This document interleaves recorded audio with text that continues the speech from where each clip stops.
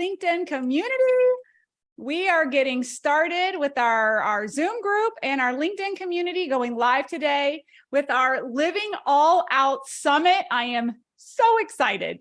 So guys, I'm just going to go ahead. The lines can load, but we're going to get rocking and rolling because we have got a jam-packed calendar today. So if you're wondering and like, what did I sign myself up for today? What is this? You guys, we are in the midst of a summit today. And the focus topic is discover what's shaping the future of modern entrepreneurship. That is what we're going to be talking about today. And I have got some incredible presenters today from our exclusive year-long Burnout to All Out Elevate 360 Mastermind Retainer, where our clients are really focused on business growth, but also personal growth and fulfillment, because bodies build businesses, right? If you're here curious about modern entrepreneurship and this Burnout to All Out community in this book, that is what it's all about.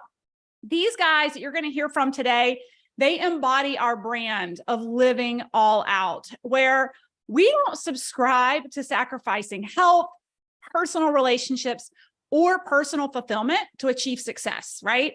But rather we subscribe to the pursuit of the modern entrepreneur is actually quite the opposite, right? We subscribe to the idea that we are entrepreneurs because it gives us the autonomy to make health, relationships, and personal fulfillment first and foremost in this lifetime, right? So while we're building a legacy of wealth and making an impact on this world. And so I am so excited for you guys to hear from these ladies, these men who are paving the way as an example of what living all out is truly about. These guys put their hearts and souls into sharing with you in their chapters. In this book, we're going to share with you guys the book and the code and all the things in just a minute. But they've shared with you in these chapters really their own stories of living all out, right? And what it means to them. And for that, in today's summit, where are we headed over the next couple of hours? We have categorized our speakers into 3 different areas that they're going to speak to today. And you'll see it kind of flows really nicely with their chapter topics in the book. We're going to be focused first and foremost around business leadership. It is a business mastermind, right? And then some of our speakers are going to dive into lifestyle optimization. And then on the back third of our summit today, we're really going to be talking about CEO family management. So as you can see, it is a full circle. It kind of encompasses the Elevate 360. The reason our mastermind is called 360 is because it's a 360-degree approach to life and business, right? So with that, make sure we're connected. If you're streaming with us live over on LinkedIn, we're already connected on LinkedIn. But if you're watching us on Zoom, I would love to be connected with you, preferably over on LinkedIn, because it's our favorite platform to hang out with, hang out on. And then also our book release today, we also dropped a podcast featuring this book with our story sharing mentor, Danielle, who you will hear from in just a little bit. But definitely check out our Burnout to All Out podcast. And even a number of our mastermind members are actually guests in that podcast. But on today's special episode is a feature of this book and the story behind the book, and an interview with Danielle, who again is our story sharing mentor, who worked with each one of these individual clients to really unfold their story in this book, right? And then lastly, guys, celebrate with us. Today is the day that the book is out, it's released, and we have hit 4 categories already as best seller in vocational guidance, mentoring and coaching, work-life balance, business health and stress. I can't think of any better categories for this book, right? And then top ranking in home-based businesses and number 2 in entrepreneurship. Like My mind is blown what this community has been able to do with this book in just the last 2 or 3 days that we've been out and the book has been released. So with that, how can you get your book? Obviously, you can grab this QR code here and go grab an individual book. If you're like me and you love to actually gift books, I've got a stack of them already. I love giving them out, especially if you're a business coach or a mentor in the personal and development space. I do want to share with you before we go into our summit that we do have 2 special bundles that we've put together for our listeners today who are attending the summit streaming live. If you like to buy books in bulk and gift them, we have 2 options for you. We've got a cool little deal for those that want to buy a bundle of 30 and for those of you who want to buy a bundle of 50. I want you to think about it as you're meeting these authors today, because and I'll share with you a little bit about the bundles in just a second, but part of the bundles include a live event ticket, and you will have the opportunity to meet these authors at our live event in Nashville, meet these entrepreneurs, shake their hands, have conversation with them. And so the 2 different book bundles that we have, the first one is if you buy 30, you're going to get 30 paperback books, and you're going to get a free ticket to our 2-day event in Nashville that will be focused on that 360-degree approach. We will spend just as much time on the inner work as we will the business strategy and growing your network. So that's what we're going to be doing in Nashville. And that is for today only with our attendees who are streaming live, participating in our summit. We're offering it to you guys at a discounted price of $497. Now, if you want to go big and you want an in-person event, small exclusive roundtable here in Charlotte with my Burnout to All Out team, and you want more than 30 books, we've put together a little package for those who purchase 100 books, and they will receive 100 of these, right, to gift and give out to those that you care about that need to live an all-out life or would be inspired to live an all-out life. But we're throwing in a Nashville ticket, but also a free ticket to an exclusive roundtable event here with my Burnout to All Out team in Charlotte, North Carolina, as a business strategy session live. $10,000 value. We're giving that to you guys who want those 100 books at $19.97. So just want to put that out there for our live attendees who are here streaming live and over on LinkedIn. With that, I am excited to go ahead and turn it over to our first MC. You guys are also going to get a chance to meet our team Burnout to All Out, our leadership team. Jackie Denowit is our Chief Integrative Officer, and she is going to MC us for the first half of our summit around business leadership. So Jackie, I am going to turn it over to you. Okay, awesome.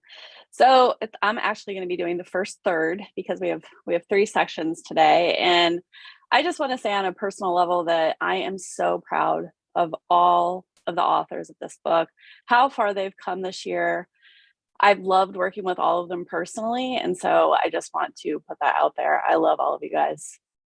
So with that, I'm going to read your bio here, Sarah, but I'm going to kick this off with Sarah Davenport, who, I'm going to read your bio, but I'm going to say you're a rock star. Like, Sarah is a complete rock star. Like, I give her things to run with and she's just like, bam, bam, bam. Tell me what's next. Let me go. And it's a pleasure having you today. And I'm so proud of you. So with that, Sarah Davenport is an award-winning journalist who spent decades as a news anchor for different NBC stations across the country. While working in television was her dream, she soon realized that the hours, the demands, and the changing dynamics of TV news wasn't for her anymore. Sarah did a 180-degree pivot and designed a life that she loves as a career coach, on-camera expert, and entrepreneur.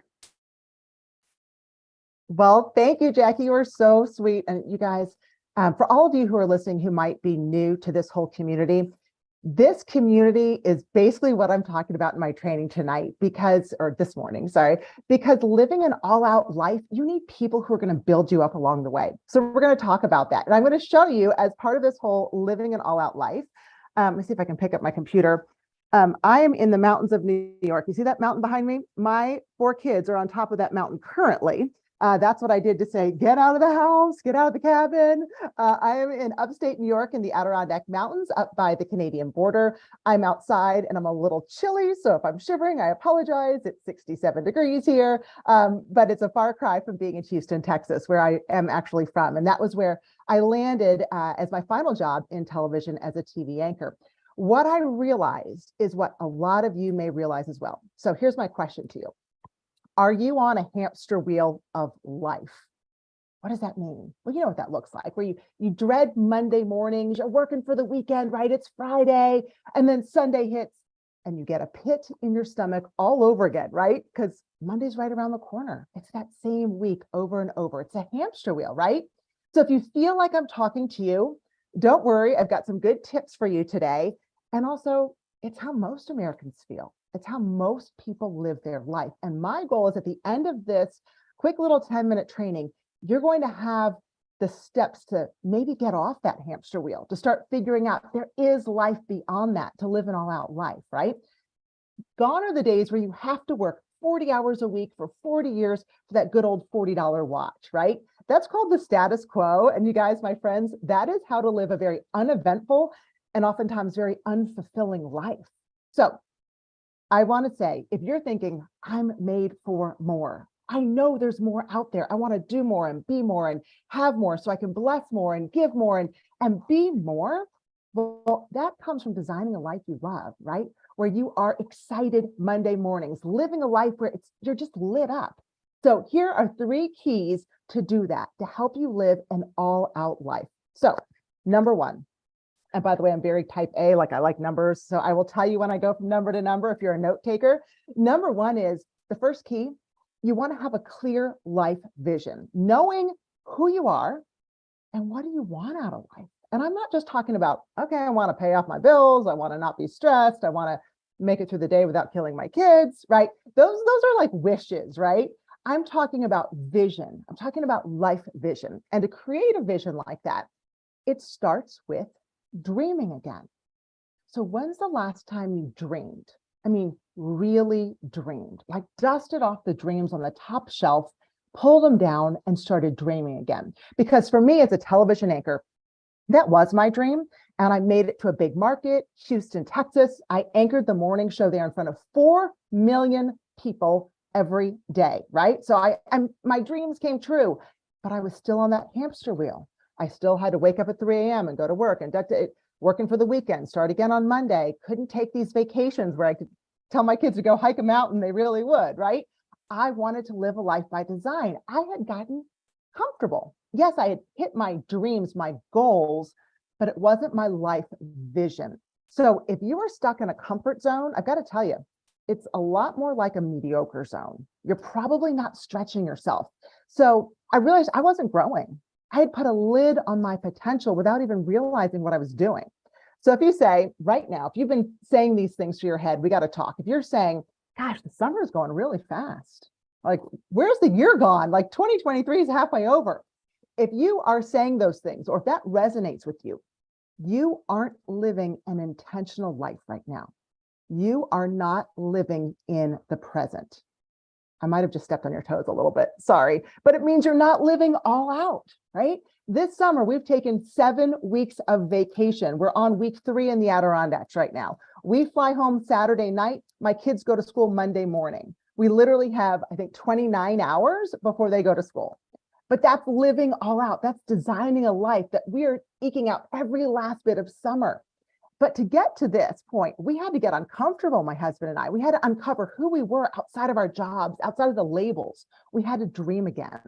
And that's why when I work with my coaching clients, and a lot of them are in TV, a lot are not in TV, but they just want to design a life they love. We start with what I call the life vision workbook. They're questions that you go through to ask yourself, like, what really lights me up? What would life look like if I dreamed again? Can you hear the wind chimes in the background? What would your life look like if you truly designed a life you love? Now, at the end of my training, in about another 5 or 6 minutes, I've got a QR code to this document, to this workbook. It's yours free today, just for tuning in and watching. So you're going to be able to scan that. So make sure you've got your phones ready because I'm going to have you scan that QR code at the end. Okay, so once you have your life vision figured out, the second key, number 2, all right, is to have a good look at your inner circle. Are you surrounding yourself with growth-minded people, or are you surrounding yourself with people who are just keeping you small? You know, sometimes those naysayers out there, they don't want you to succeed. And those naysayers could be your friends. They could be your family members, right? They could be your closest coworkers. They're often the ones who hold you back because they're in their comfort zone. They don't want to break out of that, right? And they see you taking steps to do big things and they try to pull you back. So I want you to elevate your circle. Surround yourself by people who think big, who want more, who want to grow, who are the dreamers, but also the doers. Where do you find those people? Well, you find them in groups like this, right? In Melissa's Burnout to All Out community. I'm in an amazing mastermind with her. That's where I found some fantastic people. You can find them on, you can go on the internet, look for different groups that are meeting, meetups, different organizations. Find people who are doing big things and just get in the room. See what you think. Because if you can find people who are going to stretch you, make you go bigger, that's when you start designing that life you love. Okay, the final key to living an all-out life. Are you ready? Stay open to new things. Keep your options open, right?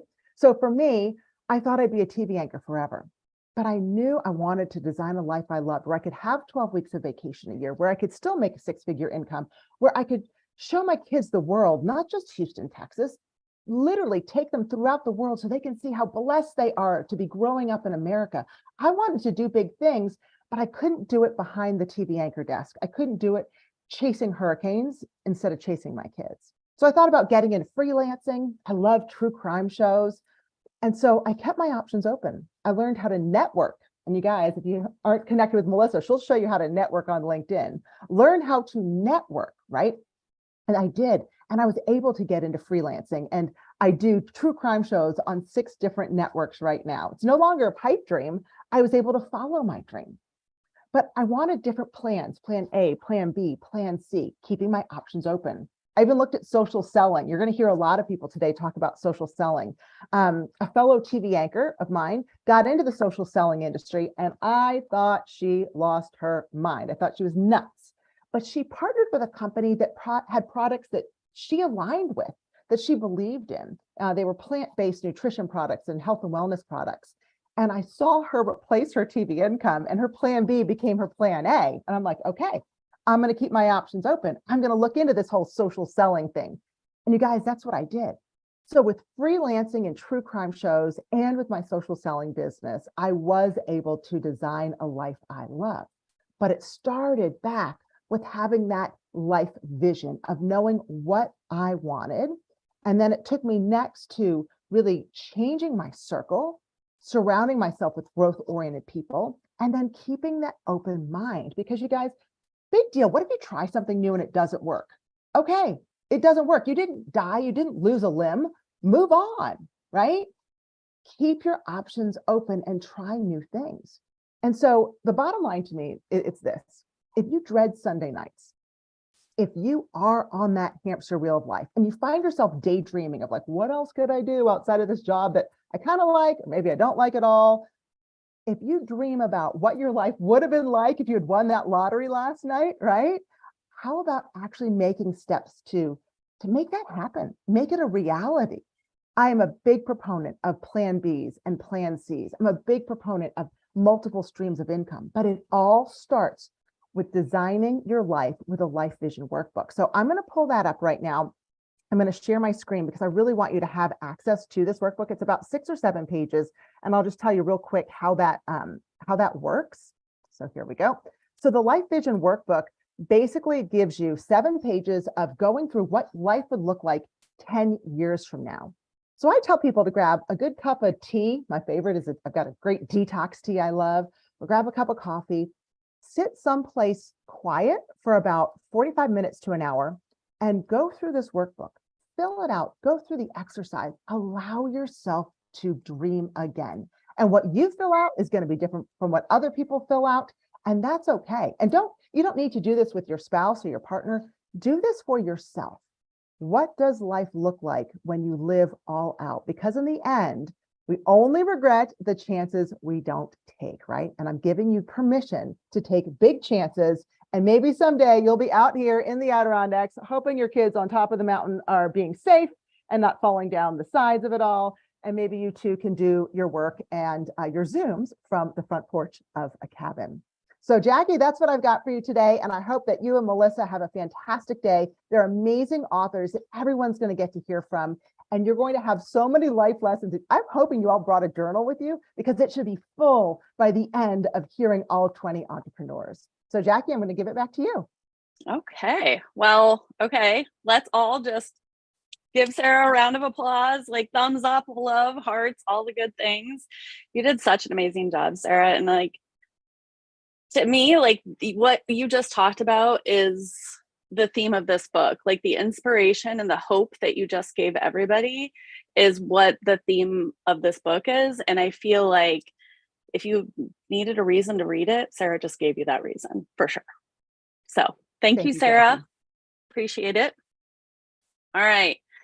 And I forgot to mention that we are going to be giving away 3 tickets to Burnout to All Out Live during this presentation today.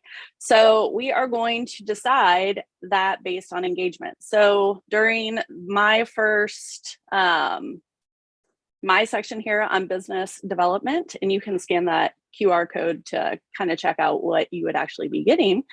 But we are going to give that away. So yeah, keep engaging, keep sending the love and participating, and we would love to see you in Nashville. All right. My next person is Dr. Princess Cullum. Are you here, Princess? I am here. Yay. I am so excited to introduce you. To me, like this topic of business leadership is like you embody leadership to me. And you are such an incredible, strong, confident woman. And you just inspire me every day, and I've loved working with you, and I'm glad that everyone else gets to meet you. Awesome. Awesome. Well, you ready to rock and roll? Let's do it. Well, I'm going to read your bio officially, but that's just my bio of you. But we'll read the official one here. Okay. So Dr. Princess M. Cullum has been a published author, professor, trainer, public speaker, and spot enthusiast. Ooh, cool. She taught seminars in leadership, diversity, and inclusion, in team building to adults and children throughout the United States and the Caribbean. Now she can't wait to share her secret sauce to help you accelerate your career and go from dull to dynamic. Awesome. So yes, now I will turn it over to you. I'm just so excited. I couldn't even hardly wait, Jackie. So thank you so much for the introduction. I greatly appreciate it. Hey, with everything that Jackie just said, the one thing that I want you to know is that I've accomplished all those things, but I am also a workaholic, right? My mantra was work hard and people will see all the great things that you've done and you will get the just life that you deserve. Well, if you're like me, many of you probably also put your head down, worked hard, and did not see those dreams that Sarah talked about that you had for yourself. You know, I was a workaholic. I was working 80 hours a week, it felt like, sleeping 4 hours a night. And when I found myself in the ER, when I thought I had a heart attack and I was actually having an anxiety, a panic attack, I knew that this wasn't working. And so I changed my mantra from working hard to saying, hey, working hard gives you more work. Now think about that for a minute. I'm not telling you that you don't have to work hard and do your part. What I'm saying is that all you focus on is the work and doing more and more work, then that's what people are going to see. And what you become is this worker bee that just gets more work, right? So you got to flip the script and you got to show up differently. And from my experiences in my life and the experiences I've worked with hundreds of women coaching them, I have the secret sauce to really help you to focus on not just your career, but how can you integrate your values, your health, and your your career and your values and relationships all together, working together so that they're not working against each other, right? Now, this reminded me of a house, of a vision of a house that I got when I was 20 years old. And this house had all of these different rooms that you could think about as your relationship, your career, your health. And I found myself being told to talk to women about how they could live in their whole entire house that is their life and not focus on just one part being that career. I got this vision when I was in my 20s and I quickly was like, nope, not me. That's not something that I want to take on and promote. And so I did nothing with it. Now, fast forward now, what is 30 years? So some of you might do the math and go, darn, she looks good to be that old. After 30 years, the voice kept getting louder and louder in my head, and I couldn't ignore it anymore. I needed to live my purpose. I needed to live that dream that I had been given. But how can I talk to other women about living in their full house when I myself wasn't living in my full house, right? I was only living in one part of my house, that work part of the house, right? Why was I doing this? Well, I grew up in a household where perfectionism was valued.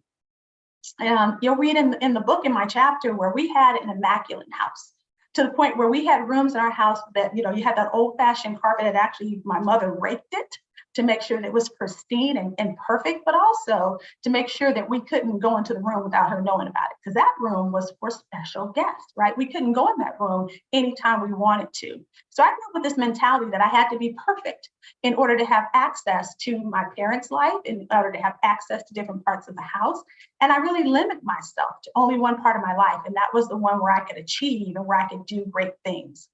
Well, fast forward now 30 years later, when I am now trying to help other women to get beyond only living in one part of their house, I myself had to take that journey, right? I myself had to unpack all of those old thoughts and all those old way of doing things. And I had to reprogram myself to say, I can live a life of abundance. And what I'm telling you is you can too. So here's a few things I'm going to share with you to help you to move forward with living a life of abundance, with living in all the many rooms in your house and not just focusing on your career. The first one is know that you have a choice, right? We know in 2020 with the Great Resignation, we had so many women specifically leaving the workplace because they didn't feel like they had a choice, right? When the pandemic hit and everything was right there in their face, the kid was there, the house was there, the job was there. There was no more running. There was no more escaping this fact that we had confined ourselves and we weren't living our full lives. And so some women were like, forget it. Like, I don't want to do this anymore. You too have a choice. Not telling you to leave your job, but what I'm telling you is to embrace your life, your whole life, and live it with abundance. Know that it's a journey. Just because you made the decision, it's not like a light switch where you can just turn it on and it's going to happen.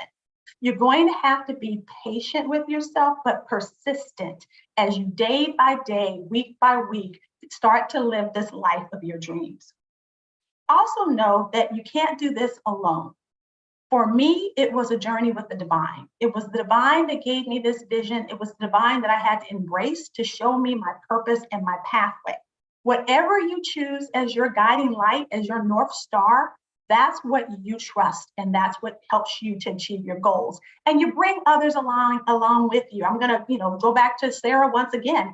Who do you have in the front seat of the car with you, right? As you're driving along this journey of life, everybody doesn't belong in the front seat, right? You may have family members, you may have friends that belong in the back seat. Love you to death, honey, but the back seat is where you're gonna be in my life because I can't take you with me where I need to go. The other thing is to stop looking for one more thing. You are enough, right? You don't need one more degree. You don't need one more certificate. You don't need to move one more place, right? Everything you need is already planted inside you. You just need to water it in order for it to grow. Stop spending the time doing those things that we've been conditioned to do. We've all been conditioned through our life experiences to believe that there's certain places we have to go, a certain way that we have to talk. Again, confining ourselves to that one room of the house.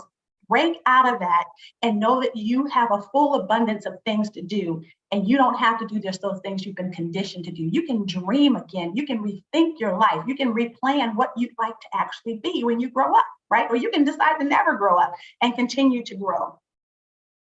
The last thing is I would say help somebody else as you go along your journey. When you read my chapter, you'll see the very first thing I say is I ask my children every single day when they came home from school, who did you help today?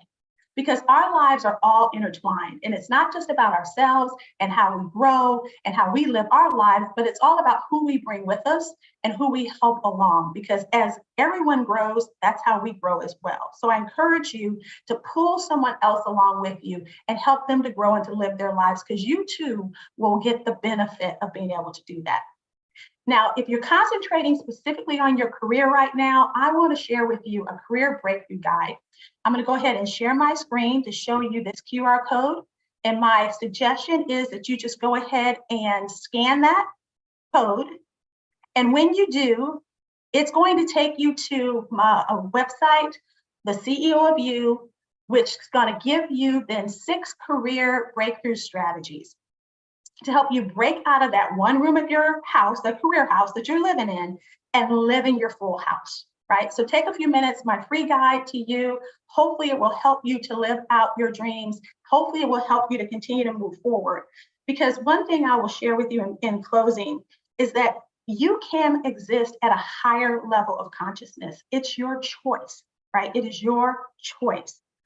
Are you ready to reclaim your power? Are you ready to unleash your greatness? And are you ready to live all out? If so, please continue to listen to this summit today, because we have a ton of different strategies and ideas in order to help you do that. Take a look at my free guide and the free guide of all the other women that are going to be showing it with you, and the men are going to be showing it with you today. And go out there and get it. Let's go. That's what I got. Oh, thank you so much. That was, I just can't tell you how much I love that. Who did you help today? I love that. Like, I'm going to use that. How many people are going to steal that? Like, that's amazing. I love everything about what you talked about today. And I'm feeling a little teary eyed, because you guys are like inspiring the daylights out of everybody here. And I mean, I can see it in the chat. Everybody's loving this. So yes, thank you so much, Princess. All right. So I also forgot to mention that these authors are sharing their guides and things with you today. We are going to email all of this information to you. So if you don't have a phone handy, or you're not able to grab the QR code or the link or whatever, we will be sending that out to you. So just keep an eye on your inbox for that. So don't feel, if you didn't get it, you will have a chance to get it. So the next person that I'm going to be bringing up here is my friend, Lene. Hi. Hey, how are you?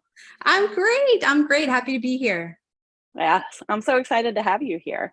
And of course, it's so easy for me to talk about all of you guys, because you guys are all truly rock stars. And you have crushed it this year. I mean, truly crushed it. For me, it's like you did all of this with your regular business, and you became Hypnobreathwork certified. Yes. I mean, come on. Love that. I'm an overachiever. Overachievers here who are sharing their tips to help with accomplishing these things. Love it. So I will go ahead and read your bio. All right. And then I will hand it over to you. Okay.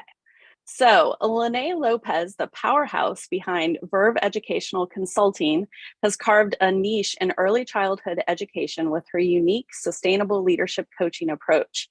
Known as an educational architect, Lene helps schools build leadership, instruction, and funding sources needed to provide equity for the communities they serve.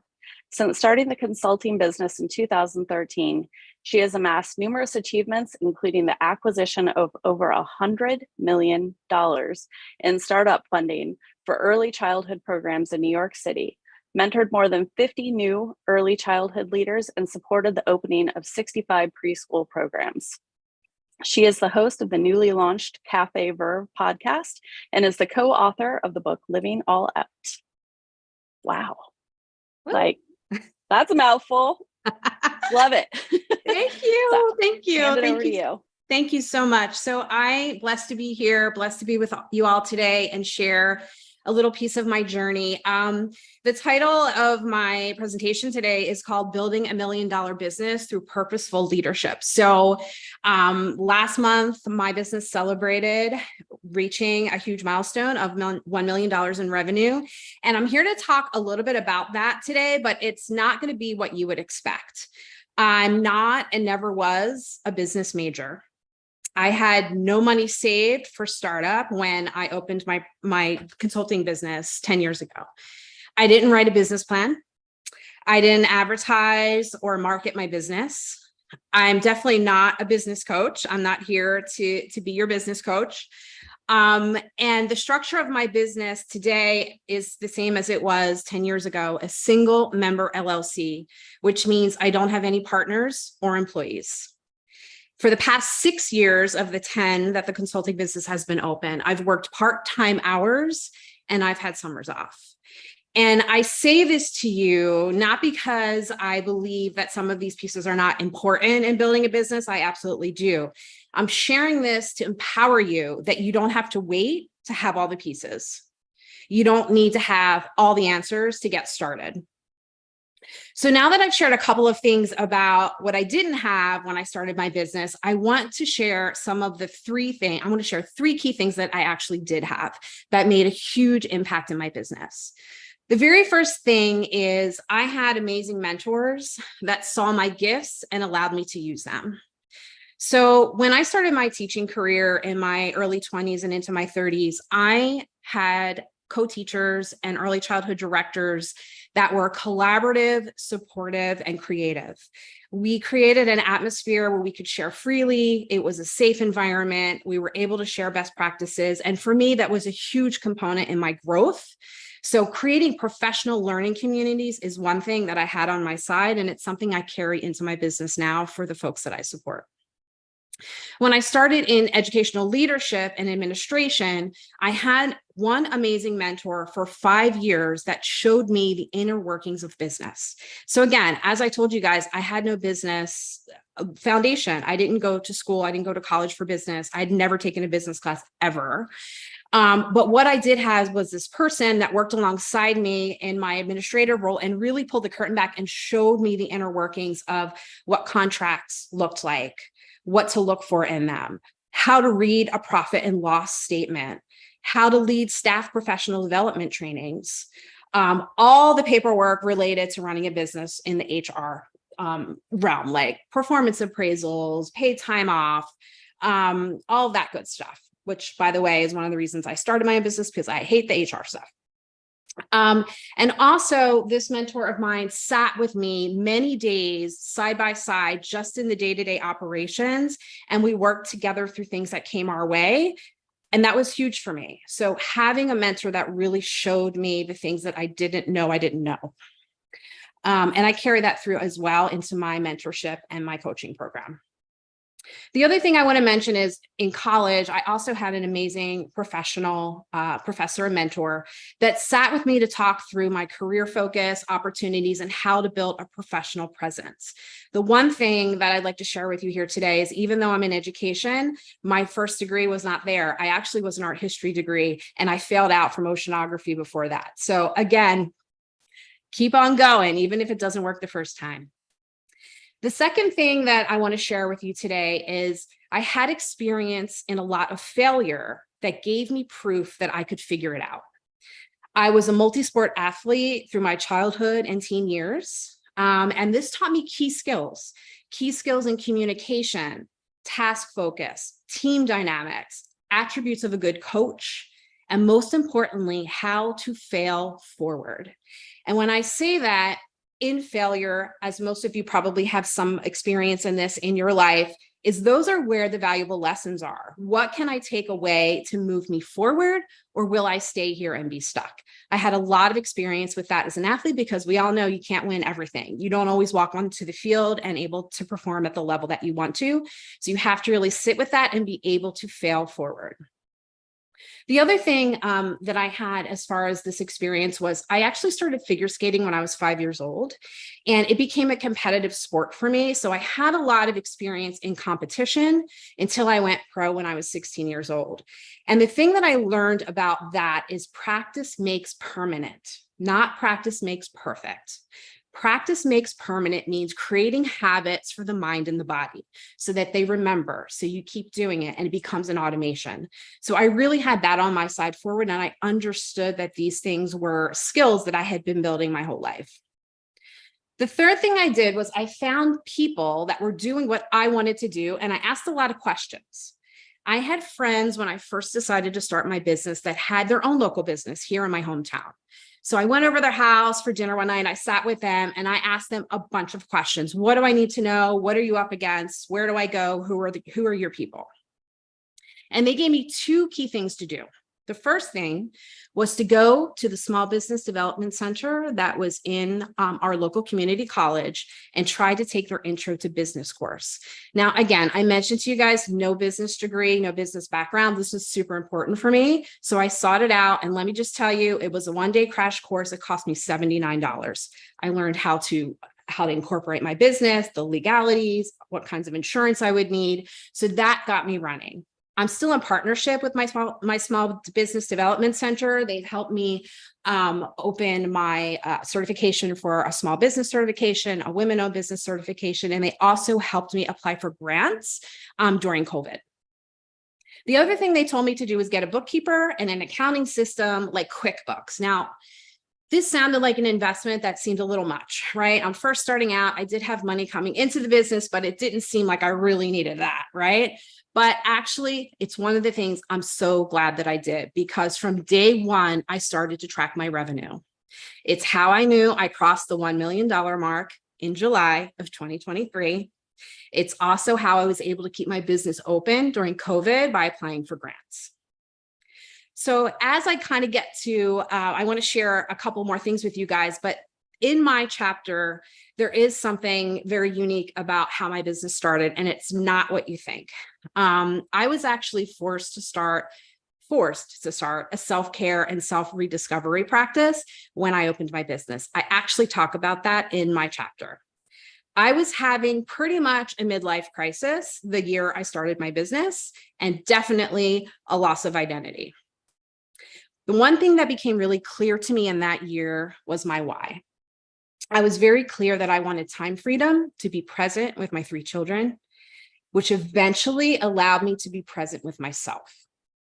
Once I was able to start to have time to be present with myself, I went through some personal development courses. I worked with Momentum Education, and I started therapy. I was in therapy for years to work through some of these limiting beliefs. Oh, honey, you having cherries? Some of the limiting beliefs that I had. I learned that I was standing in my own way most of the time. I worked on mindset shifts. I worked on strategies to calm my nervous system. I started seeking out more inspiration and joy in my life, which actually is the secret sauce to my business and also my personal life. So now I've given you a whole bunch of reasons to go read my chapter. I hope that you will. I know that it's free, a free download today on Kindle, so you have no excuse not to go get it like right now. And also I'm going to bring up a slide because I created a checklist. Now, again, I don't talk about my business, guys. I'm an educator. I'm a leadership coach. I go. That's what I do. That's my joy. So talking about how I created my business right now is super special to me. And I actually created something for you guys that are here as entrepreneurs, maybe already starting it, getting ready to start it. I'm giving you the exact steps that I used when I started my business. They're not all what you would think, but they are exactly what I did. And I guess what I called it, the $1 million checklist. So I'm going to go ahead and bring that up so that you guys can get the QR code as I get ready to close out. Okay. All right, there you go. So there's the QR code, and it really is geared towards small business solopreneurs. So as I said, I am a single member LLC, small business, and these are the steps that I did to actually open my business back in 2013. So as I get ready to close out, I just want to let you guys know, stay connected, right? Come find me on LinkedIn, come follow me. If you're in education, request a connection. I'll accept it. If you're not in education, probably won't. Jackie taught me really well about that. I want to keep my stuff clean over there. But I'm always happy to connect. And also, at the end of this, when you get the checklist, my digital business card is at the end of it. So you'll be able to see all of the offerings that I currently have, including access to my podcast. The book is on there, hypno breathwork sessions, all the good stuff. So that's where I'm going to leave it. I'm going to say stay inspired, stay connected, and stay bold. Thanks, guys. Yay. That was amazing, Lene. I love it. You did such a great job. I can't wait to get that $1 million checklist. Who's grabbing that? Oh my God, it's Like, priceless. I know. How many of you guys are downloading it right now? I hope you all are. Gosh, thanks so much, Lene. Hearing your stories, we as a community in the mastermind had the most profound kind of story share before the book was released. We got together as a small group, and at least for me, over coffee, got to sit and listen to these guys tell their initial stories, and seeing this all unfold and seeing you guys stand in your power and the inspiration and the success and the work that you guys have put into this, just like, oh, it just like fills my cup up. How many of you guys are just feeling inspired just from the first couple of stories? How many of you guys are feeling motivated? How many of you feel connected, like resonating, right? So I'm just popping back in to remind you guys that we are raffling off our free tickets to the live event after each segment. We have 3 segments. So just to let you know, we're still going through business leadership.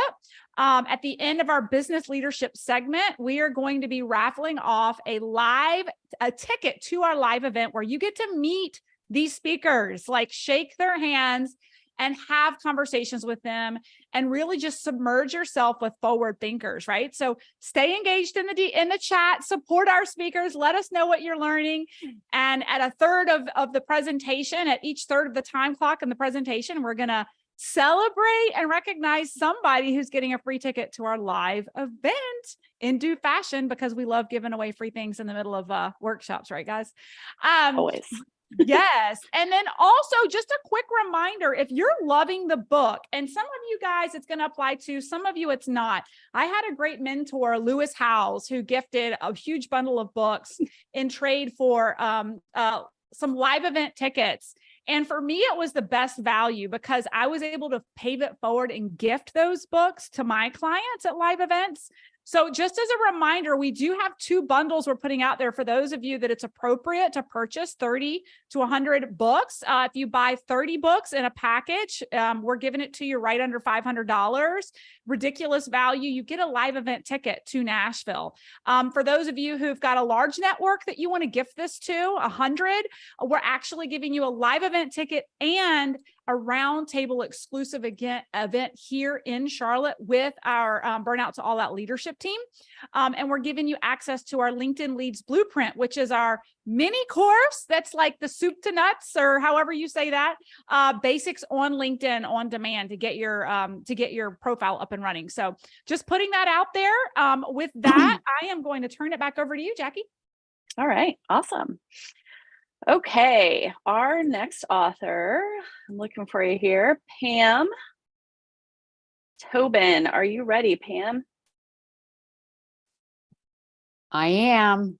Oh, now introducing Pam, like Pam, you're a really special person to me. Like I credit you with saving my life.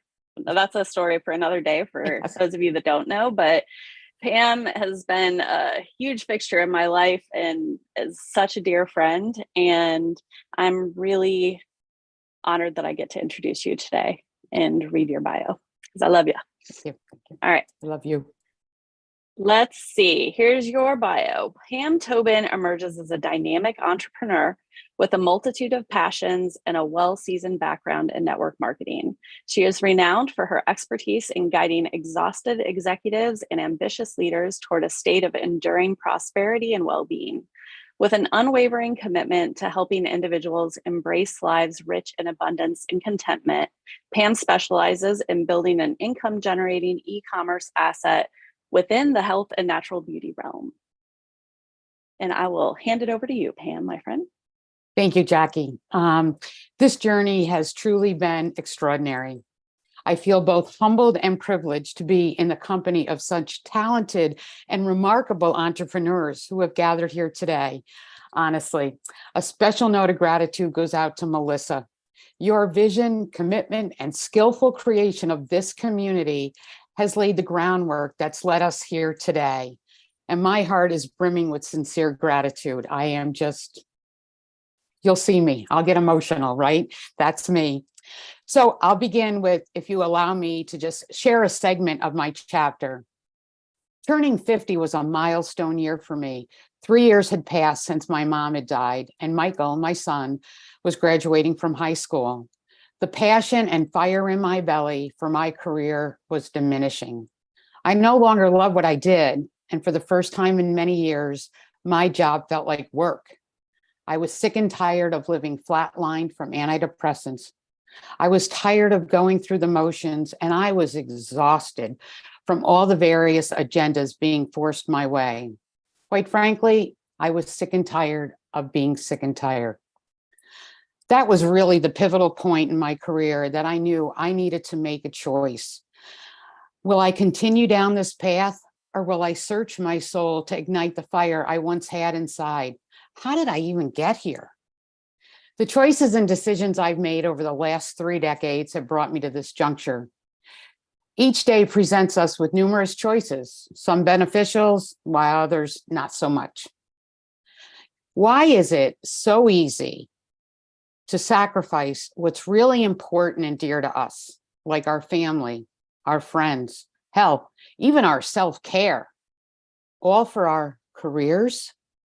Why did it take so long to see the success? Wasn't always being at the board table. Sometimes it was just more important to be at the dinner table. Can anybody relate? The endless hours at work, the meetings, the stress, the hustle of going. It was just nonstop. I remember one Saturday morning, my son Michael and his friend Timmy, 7 years old at the time, they were playing in the living room. Timmy was so excited and he was so animated that his mom had been the homeroom mom that week. And he asked Michael, why isn't your mom ever the homeroom mom? And Michael looked up at me with those big brown eyes, just very disappointingly said, oh, my mom, she's always in meetings, so she can never come. That was the sword that pierced my heart 26 years ago. And I remember it like it was yesterday.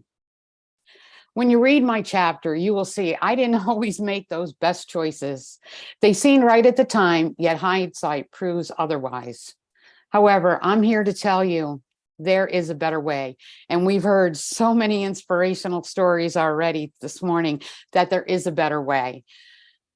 Reflecting on that conversation, I am filled with gratitude for the transformation in my choices.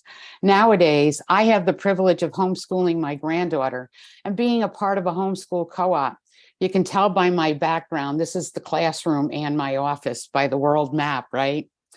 I have the opportunity to join her on various trips, engage wholeheartedly in her interests, such as horseback riding competitions, skiing, biking, and beyond. I am fortunate to nurture a unique bond similar to the one I had with my Nana in my childhood.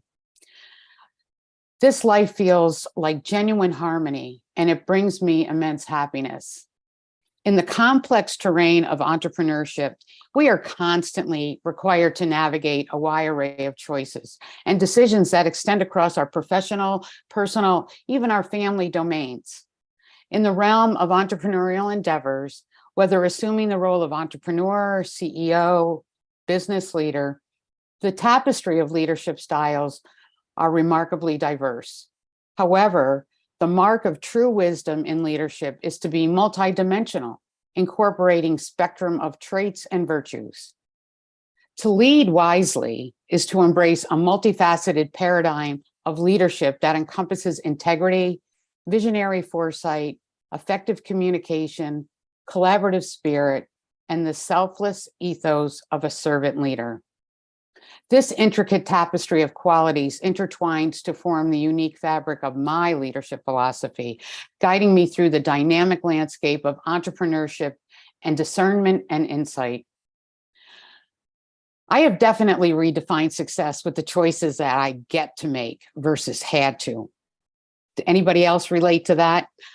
I'm in the get to phase, shifting away from narrow conventional definitions of success and prosperity to embracing a more holistic and personally meaningful understanding of what it means to lead a fulfilling and purposeful life. The old me, oh my gosh, I worked 80 to 90 hours a week for years building someone else's dream while my family was crumbling right before my eyes. How could I have not seen that? Looking back, I realized that I was climbing the wrong ladder. You will read it in my chapter on how my priorities literally cost me my marriage.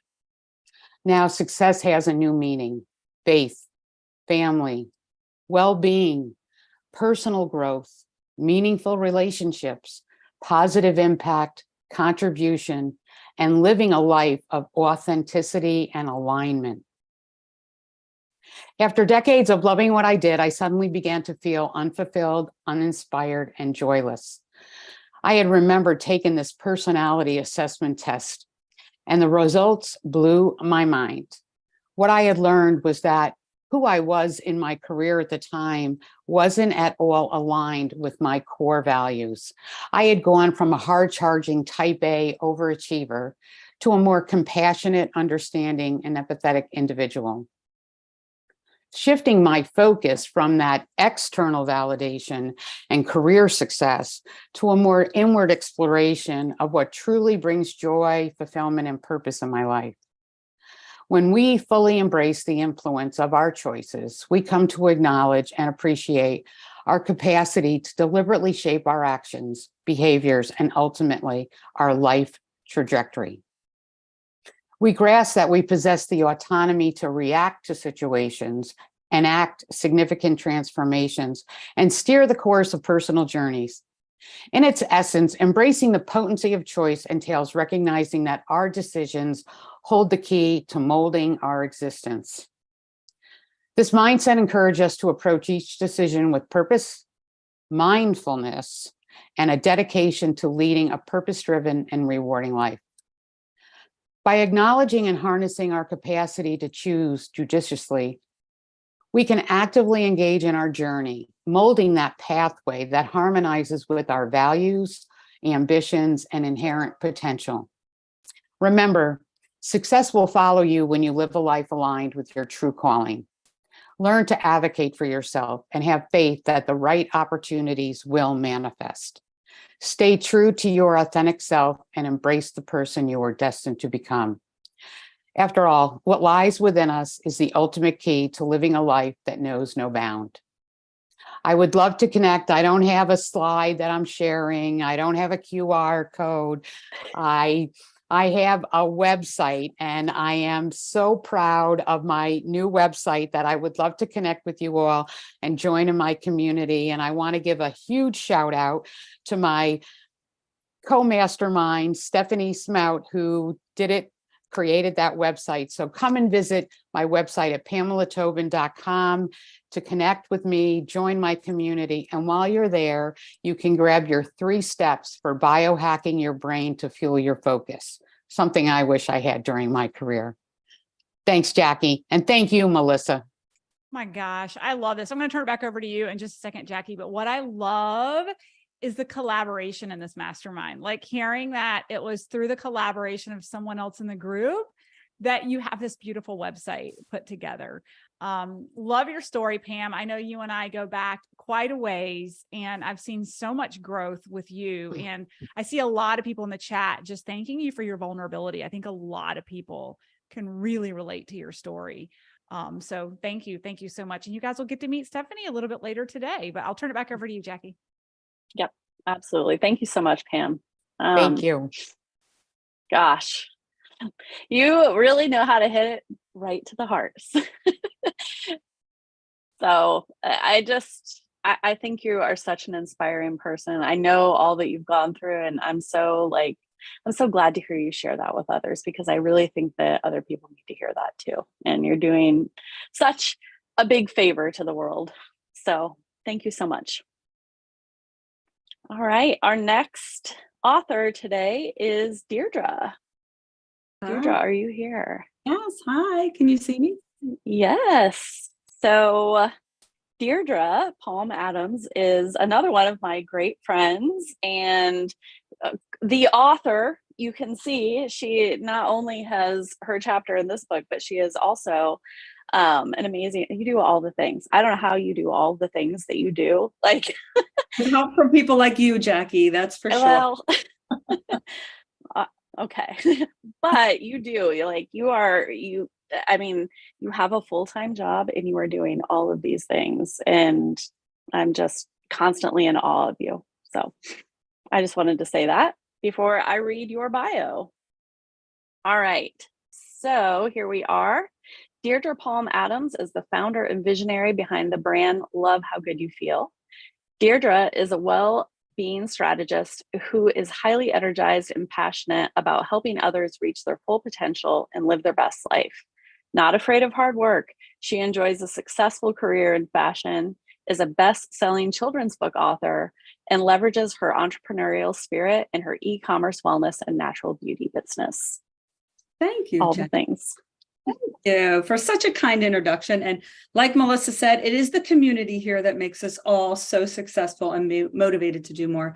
So my topic today is 5 ways to look and feel like the leader that you are. So I always like to say that beautiful things happen when you love how good you feel. So I want to read a short snippet from my chapter in the book. Am I seen on the screen right now? Yeah, okay, because I don't see myself. So I want to read a short snippet. So here it is from the book. And if you get the book, you can read more. But when you make the decision to stop following a perfect plan and start living with ease and flow, it will change the course of your life forever. It took me a really long time to figure that one out. And today I'm happy to say that I'm truly living all out. I really love how good I feel. My belief is centered on living a life filled with joy and gratitude. And my life is focused on balance with love and family always as my top priority.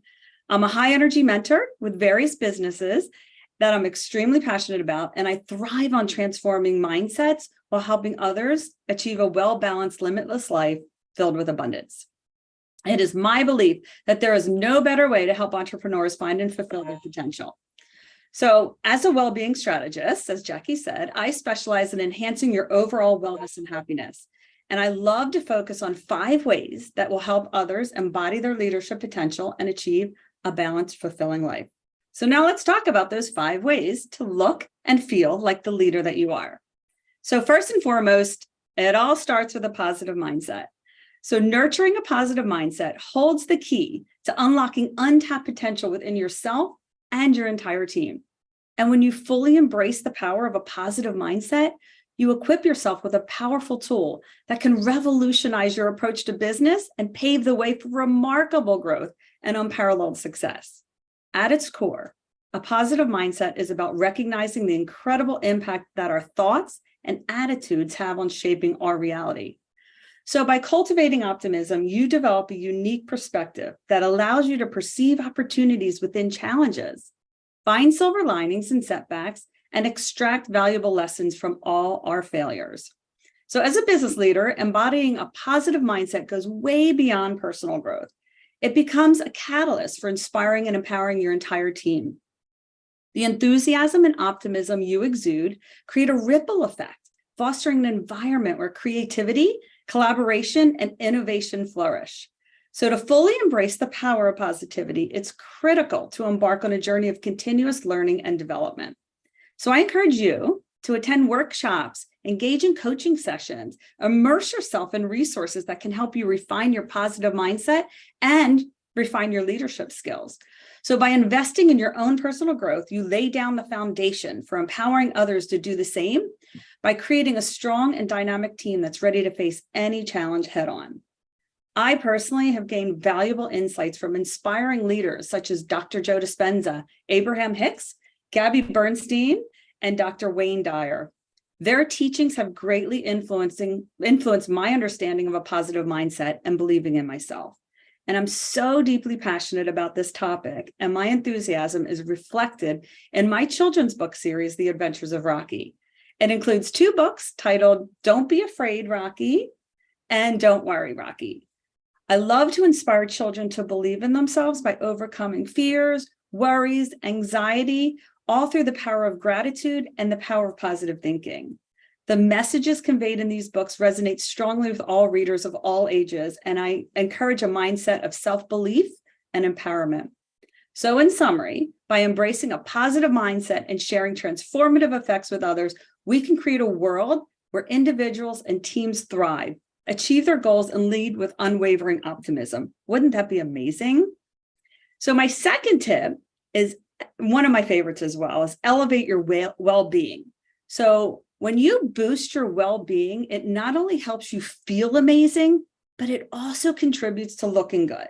Because when you're healthy, your eyes sparkle, your skin glows, your clothes fit better, and you just have an all-around good feeling that comes from being healthy. You immediately become more confident and improve your overall posture when you feel and look good. There are so many incredible benefits of well-balanced nutrition. I believe that the best way to start is with cleansing toxins from your body and diet through a nutritional cleanse. Oh my gosh, it is such a refreshing feeling. And the next step is to incorporate protein pacing and fuel your body with incredible macronutrients. There are 3 main types of nutrients that our bodies crave in relatively large quantities to function properly: protein, fats, and yes, carbohydrates. Each of these vital nutrients play a vital role in maintaining overall health and providing the necessary energy for your daily activities. But the best is when you incorporate adaptogens into your daily routine, which help you better adapt to stress, resulting in a phenomenal sense of vitality and well-being, and support your great leadership skills. So the third tip I have today is to secure your financial future. Totally a hot topic today, right? Everyone's focused on their finances. So I've always relied on common sense when making wise financial decisions, and it's never steered me wrong. However, I've come to realize that one of the most powerful tools for ensuring a secure future is understanding and harnessing the power of multiple streams of income, especially when one of those streams can be leveraged for maximum benefit. I take great pride in coaching my clients towards a prosperous and stable future by emphasizing the significance of having more than one stream of income. And in today's dynamic world, relying solely on a single revenue source can be increasingly daunting. So as economic challenges persist, the prices continue to rise at a faster rate than household incomes. Many people today are feeling that financial pinch. So now more than ever, having an additional stream of income at the end of the month can make a significant difference in your financial well-being.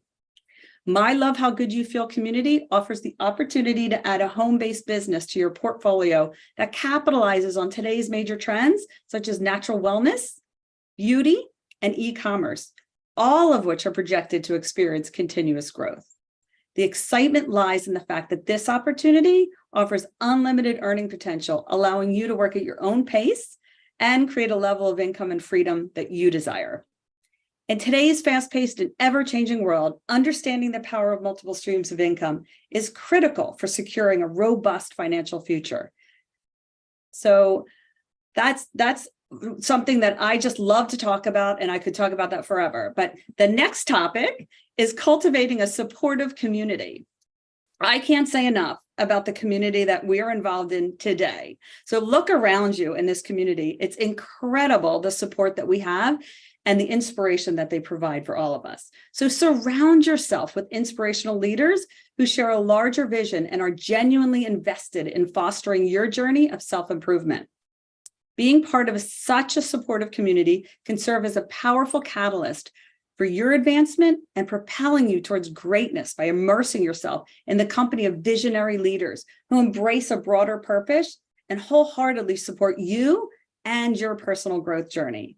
In my chapter, you will discover how embracing the power of community became a turning point in my success.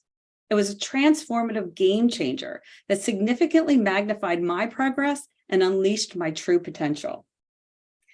And then my final tip today is my absolute favorite, and it took me a really long time to learn this one. Embrace joy and levity. So I encourage you to have fun, enjoy life to the fullest. The time is now to love how good you feel. In the book, I talk about how a perfect life is not one that is completely planned out. Success is not what's on your resume. Feeling good, taking time for yourself, Allowing expansion is more important than anything you could ever plan out. So find the perfect balance between achievement and enjoyment. And remember, prioritizing having fun and embrace the present moment on your path to success. Rising to the top should be a rewarding and joyful experience, reminding you of the true purpose behind your journey. My mission today is to help others truly understand that they have that power to fulfill their own potential and step into the best version of themselves. So life may not go how you think it should, and it's probably not fulfilled by living out that perfectly orchestrated plan. So embrace your challenges and your flaws, and that is what can empower you to live life fully. So I invite you to explore your path to achieving goals and embracing a profound sense of well-being by visiting my website at DeirdrePalmadams.com. And you can also find my contact information in the bio section of my chapter in the book. And as a welcome gift for joining our community, I'm offering my exclusive 10 ways to love how good you feel. So with this tool, you can discover valuable insights, practical steps, and enhance your life experience at a greater sense of joy and fulfillment. These valuable tips, they will inspire you to guide you on your journey towards a more fulfilling and positive life. So come be a part of this community and let's embark on a transformative path together. Thank you so much for joining today. I'm so excited to be part of this incredible book. My chapter shares how I have broken free from expectations, overcome obstacles, and decided to finally live life on my terms. And I can't wait for you to read not only my story, but also the inspiring stories of 20 other fabulous authors. Thank you so much for having me today. Yay. Thank you, Deirdre. I love that. And I just want to say that I love how good you feel. I mean, who loves that? Like, is that not just the most inspiring thing? And honestly, I was just telling Lisa this, I was just messaging her this, but like, you are the most positive, like, person that I know. And anytime I'm in communication with you or on a call, like, you always you bring out the best in people. And I hope you know that. So all that to say, if you haven't connected with Deirdre, make sure that you do, because she will bring out the best in you for sure. Thanks, Jackie. And thank you so much for today. I'm so excited about this book. So much fun. And thanks to all the support out there that we've received. It's really inspiring. Yes, for sure. All right. Well, our next author today is another one of my friends, Miss Julie Kober. Hi, Julie. Hello, I have to come off mute. Hello. Hey, how are you? I'm great. How are you guys? We're having so much fun today. The chat is wild. Everybody's going crazy and loving everything so far today. And I know they're going to love what you have to say. Oh, thank Julie you. is somebody that I have worked with personally, and you just, like, everybody looks up to you. Like, people, you are truly a true leader. And it just, I don't know. I'm just so excited to introduce you and to share your story with everybody. So I will go ahead and read your bio here. All right. Julie spent 28 years in corporate Canada as a leading human resources executive before she decided to launch the Legacy Leadership Coaching Company, where she is the chief success coach and advisor. Julie and her team help ambitious women create belief in themselves and success in their business so they can make life-changing impact in their families and in the world. All right, Julie. All righty. Thank you, Jackie. First, I want to say hello to everyone. Sorry I'm late. I came off a coaching call. I just want to start off with what an honor. A book has been in me for years. And I just want to thank Melissa and her team, because they've brought out the start of my writing journey that you can't stop me now. Anyway, the book has been in me, and to be a part of this collaborative book and in the company of these amazing authors, I honestly feel so blessed. What I get to do every day now is I teach female entrepreneurs how to be legendary. And I picked that word specifically, legendary in their leadership. And I help them build belief in themselves so fully that they can manifest any success they want in their life. And that is the role of a business mentor, which I'm going to talk about. You hear about transformation all the time, right? It's such a buzzword now. I'm going to share my top 2 tips today on how to get true transformational impact from a business mentor, right? But the role of the business mentor is going to help you get transformational impact in your business, but also as importantly in your life. You can't lead anybody if you can't lead yourself. Okay, so your business mentor needs to be showing you the leadership characteristics that it's going to take to be successful and the leadership actions. The leadership characteristics are going to show you who you need to be every single day. And the actions are going to show you what you need to do. You need to know who you need to be and what you need to do. Both are equally important.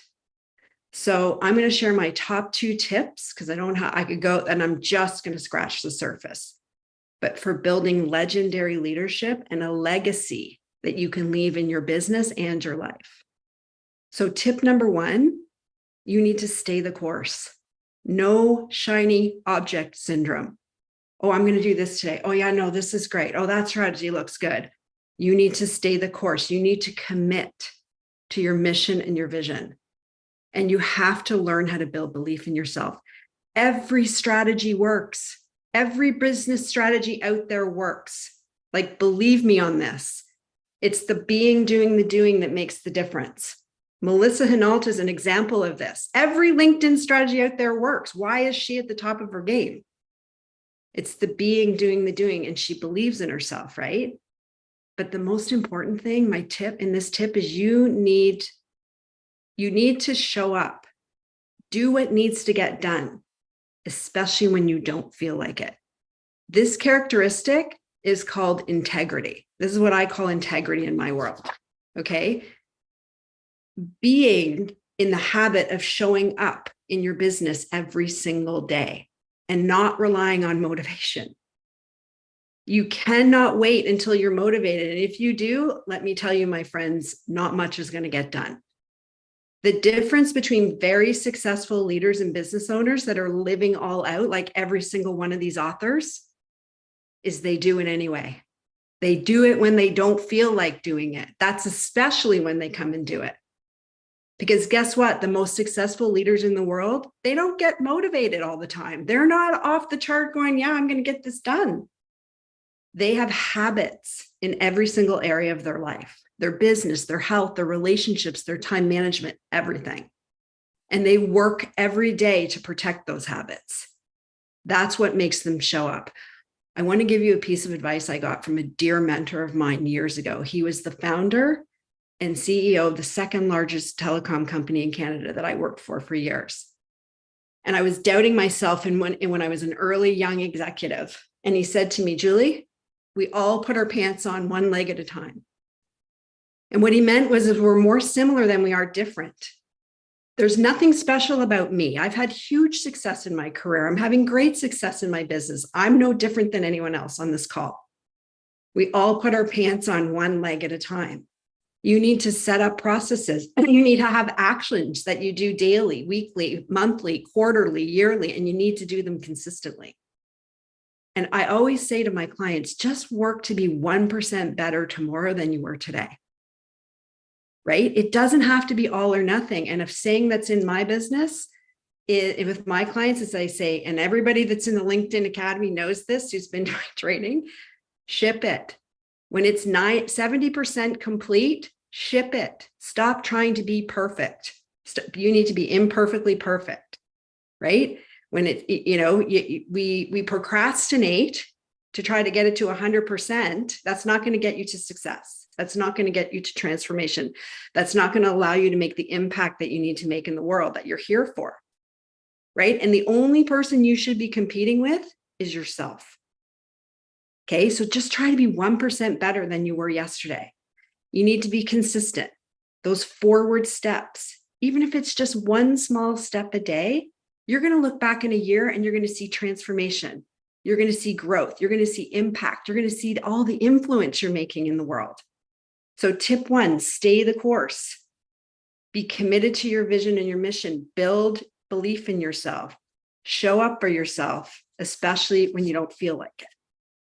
Tip number 2, okay, if you want to have success in your business, you have to get very comfortable taking risks and being uncomfortable, being okay with being uncomfortable while you're doing it.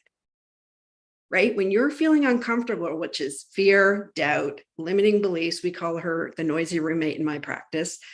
What will people think? Oh my gosh, what if I fail? Guess what's happening? You're growing, right? Which is what you're meant to do. You're not meant to stay stagnant or in your comfort zone. Your comfort zone is actually a brain-based trap. Okay, so I'm going to give you a tiny bit of science today. We have two parts of our brain that are responsible for us succeeding or not succeeding. The first one is our reptilian brain. It's the oldest part of your brain. It's the first part of your brain developed when you're in the womb. And its job, one job it has, it's to keep you alive. Okay. The second part of the brain that comes into success is your prefrontal cortex. This is the big part right behind your forehead. That's your thinking brain. This is where we make decisions. This is where we take risks. This is where we imagine our future and our success. When you start to feel uncomfortable because you're doing something new, doing something you don't know how to do, you're making a big change, you're taking a risk, your reptilian brain shoots out an urge that goes, stop, stop, stop. Get back to your comfort zone. Oh, good. We feel good now. Okay. So the key point, I mean, I am just scratching the surface here, but the key takeaway, when your reptilian brain sends out that urge for you to stop, that's all it can do is send the urge. It cannot decide whether you're going to act on that urge or not. That's what the prefrontal cortex does. It's the one that says, hang on, I'm just launching a masterclass. I'm not running from a saber-toothed tiger. I'm not in danger. Everything's going to be fine. I'm going to go through it anyway, because the only way through fear is through it. There's no other way around it. If you want to be successful in your business, if you want to live all out, if you want to transform, you have to get comfortable being uncomfortable. There's no other way around it. As one of my business coaches says, there's no room for mediocrity in transformation. So I'm going to summarize today to tell you to get to the point of living all out and having the success you want in your business and your life. Maybe that's time freedom, financial freedom, personal freedom, knowing what the work you're doing is actually making an impact. You are actually living your purpose, why you're here. And it makes you so incredibly grateful and happy, like all these authors have done. Get into integrity. Do what you say you're going to do when you say you're going to do it. Be okay with taking risks. They are necessary to succeed. Get comfortable being uncomfortable. This is how you grow into the version you want to be and you need to be to succeed. And I want to leave you with one of my favorite quotes from Norman Cousins that I love and is so powerful. And I would suggest you write this down and have it somewhere where you can see it every day. He said, the great tragedy in life is not death, but what we allow to die inside us when we live. Don't let anything die inside of you. Go for it. Start living all out today, right? If it's on your mind, you are meant to pursue it. Otherwise, it would never cross your mind. And if you're struggling and believing in yourself, find a business mentor where you can borrow their belief until you've had a chance to build it up in yourself. That's what a good business mentor will do for you. So that's my top tips, my 2 top tips for creating transformational impact. I do have a slide I can pop up, Jackie, if I have a minute, just on how we connect, because really with me, it's all about connection. If anything I said in my today or in my chapter resonated with you, I'd love to connect. I think I have to share my screen, right, Jackie? Yep, share screen. Okay, hang on 2 seconds. I just have my one page here. You can connect with me on LinkedIn, Julie Kober, Mrs. Julie Kober on Instagram, my website, juliekober.com. But I really want to highlight this. I work with women. I have a private Facebook group, and now you're thinking, oh my God, another Facebook group, right? This group has 1,000 women in it doing exactly what I just said. Okay, so if you want to join a community of women who are going out there, living all out, trying to find out what their purpose is, all the things, following the steps I just said, investigate this group and come join us. We give free live training every week, tons of information just to help you get where you want to go. And most importantly, to know you're never alone. So thank you guys for letting me share. Thank you for reading our book. It's just been such an honor to be a part of this group of amazing entrepreneurs. And yeah, if you have any questions, reach out. All right. Yay. Thank you so much. Who love that? Who's ready to get uncomfortable? Who feels super inspired to get uncomfortable? I do. I love that. I also love borrowing someone's belief. Like, there is always a time when you have to do that in your life. And if you've worked with me or Melissa, you know that like we believe in you all the way till like here and there and everywhere and around the corner. So you need to find something like that. You need that community. And I know your community, Julie, is an amazing place, and people can find that there too. Thank you. Okay. All right. Thank you so much. Okay, our last speaker here in the business leadership section is my friend Stephanie. Are you here, Stephanie? Hi. I am here. Hi, how are you? Hi, I'm good. How are you? Doing well. Are you loving this so far? It's so amazing. Yes, I'm happy to be here. It is. It's really amazing. Yeah. And for those of you guys that don't know Stephanie, before I read her bio, I'm just going to say, like, when Stephanie came into this group, I was so excited because I felt like I had a kindred spirit. Stephanie is, you know, a website person, and she knows a lot of the technical things, and she's just amazing at all things marketing. So I think you guys are really going to love her presentation today. So with that, let me read your bio and then I'll hand it over to you. Stephanie 𝐋𝐢𝐯𝐢𝐳 is your go-to expert for all things marketing and hassle-free websites. 5 years ago, she was busy climbing the corporate ladder, but now she's all about helping fellow entrepreneurs boost their online presence. Stephanie turns visibility and credibility into real business success. Love that. Awesome. Thank you, Jackie. Thank you for the warm welcome. It's good to be here. Very exciting day for all of us, of course, with the book launch, but also super eager to share some of the insights I gained throughout my journey as an entrepreneur, but also what I've learned when it comes to websites specifically. So for those who have maybe read my chapter here on the call, I'm all about being unconventional. That's kind of my thing. So since a very young age, I've always made choices that were a little bit different than what was expected of me. So whenever there's a certain path, the expected path didn't really suit me. I always opted for something different. I always look for the alternative. Can I do something different, right? If this isn't going to serve me or bring me joy or lead me towards the all-out life, then what do I need to do in order to get there? So I was always being a little unconventional in my ways of thinking. And that's what I'm going to bring into today's presentation to talk about websites. There's still a lot of entrepreneurs, especially those at the beginning of the entrepreneurial journey, who believe that websites are actually not for them. They think, I'm just getting started. It's not really for me. I don't have the budget, the expertise, or the time to invest in that.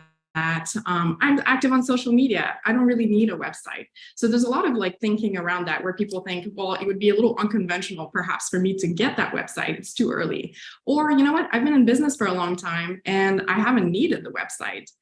Or finally, one that comes back a lot is having a website is just too expensive and time consuming. So there's a lot of misconceptions out there. And as an entrepreneur, I am now 5 years into this journey. I can tell you that for me, the website was a game changer, because when I initially started working for myself, I wasn't really sure which way I wanted to go, right? Like, my background is marketing communications. I was in the corporate world before then starting to work for myself. And I wasn't sure which way I was going to go in terms of what kind of marketing services I could offer, because I had a little bit of expertise in everything, right? Social media, press releases, website design, graphic design. I could do a little bit of everything. And then eventually I just said, you know what, I'm just going to launch that website and put myself out there and let people know that if they want to hire somebody to help them with their marketing, they can come to me. And that was kind of a way for me to give myself permission to be like, I'm really doing this. This is not just a part-time. I'm really committed to making this work. And now I can tell people to just go and check me out online. And not only was it giving me that credibility and kind of the permission to step into that role of entrepreneur, but also it told people, hey, this is not just a little hobby on the side here. I'm really doing this. If you want to see what I'm about and what I offer in terms of services and the value I can provide to my clients, go check me out online. So I'm the one who's always going to suggest people just go and launch your website. It doesn't have to be difficult or complicated or time consuming. You just need to keep it easy, right? So here I have like a few statistics. I won't bore you too much with the numbers, but there's about 500,000 new websites created daily. So there's a lot of people who are putting themselves out there. So if you're the one who's kind of on the fence of, I don't know if this is the right timing for me, there's no better time. Your business is never too early to have a website, and it's never too early to create a new website, right? Because as you grow as an entrepreneur, your business will evolve, and so should your website, right? So the truth is, a lot of people will find it hard to believe or to trust in a business that doesn't have that online presence. Because as you know, we all have electronic devices in our hands almost all day, every day, right? So whenever we're looking for something, or at least I know that's the case for me, I'm going to pick up my phone and Google it. Where can I find this? Or where is a store like that near me, right? And so if sometimes you realize that this business doesn't have a website, you can't look at what their premises are like, who works there, if it's a team, it kind of gives you that sensation of, well, I can't really look into what this business is about, so maybe I'll move on to the next one, right? So the truth is, does your business even exist nowadays in this modern day if it doesn't have a website? So I put together this 12-page document, which is essentially like a checklist of the only 10 items you need to launch your website today. I've kept it super simple. I know it sounds overwhelming, 12 pages, but I promise it's not. I've broken it down into the main pieces that you need and trying to keep things simple so you can stop delaying the launch of your website and get it online as soon as possible. So at the end of the presentation, I'll give you a QR code so you can scan it and go download the freebie. But before I conclude here, I wanted to give you at least three little tips. If you wanted to hit the ground running with your website or try to make some improvements today, I have 3 tips for you. The first one, if you're going to maximize your impact online with your website, I always tell my clients, provide a clear promise statement. Let people know what you're about, who you serve, what you do, how you provide value. In this day and age, people don't have a long attention span. If they go to a website and they have to figure out what you're about and if you're a good fit, they're really not going to spend a lot of time trying to dig for that information. You got to make it clear right from the start, who you are, what you do, how you can serve them, how you're different from the competition. And you can do that with a very clear promise statement. Tip number 2 is to show your face. So a lot of people, especially people that offer products, will sometimes hide behind the products, right? They will say, oh, this is, because they strongly believe in their products, and you should, right? And they'll say, this is everything that my product is about. But people nowadays, they want to know who's behind the product. Who are they buying this product from? They want to get to know you on a personal level, have that sort of human connection before they make that purchase. So showing your face and telling your story is crucial nowadays. So I encourage you to think about that when you launch your website.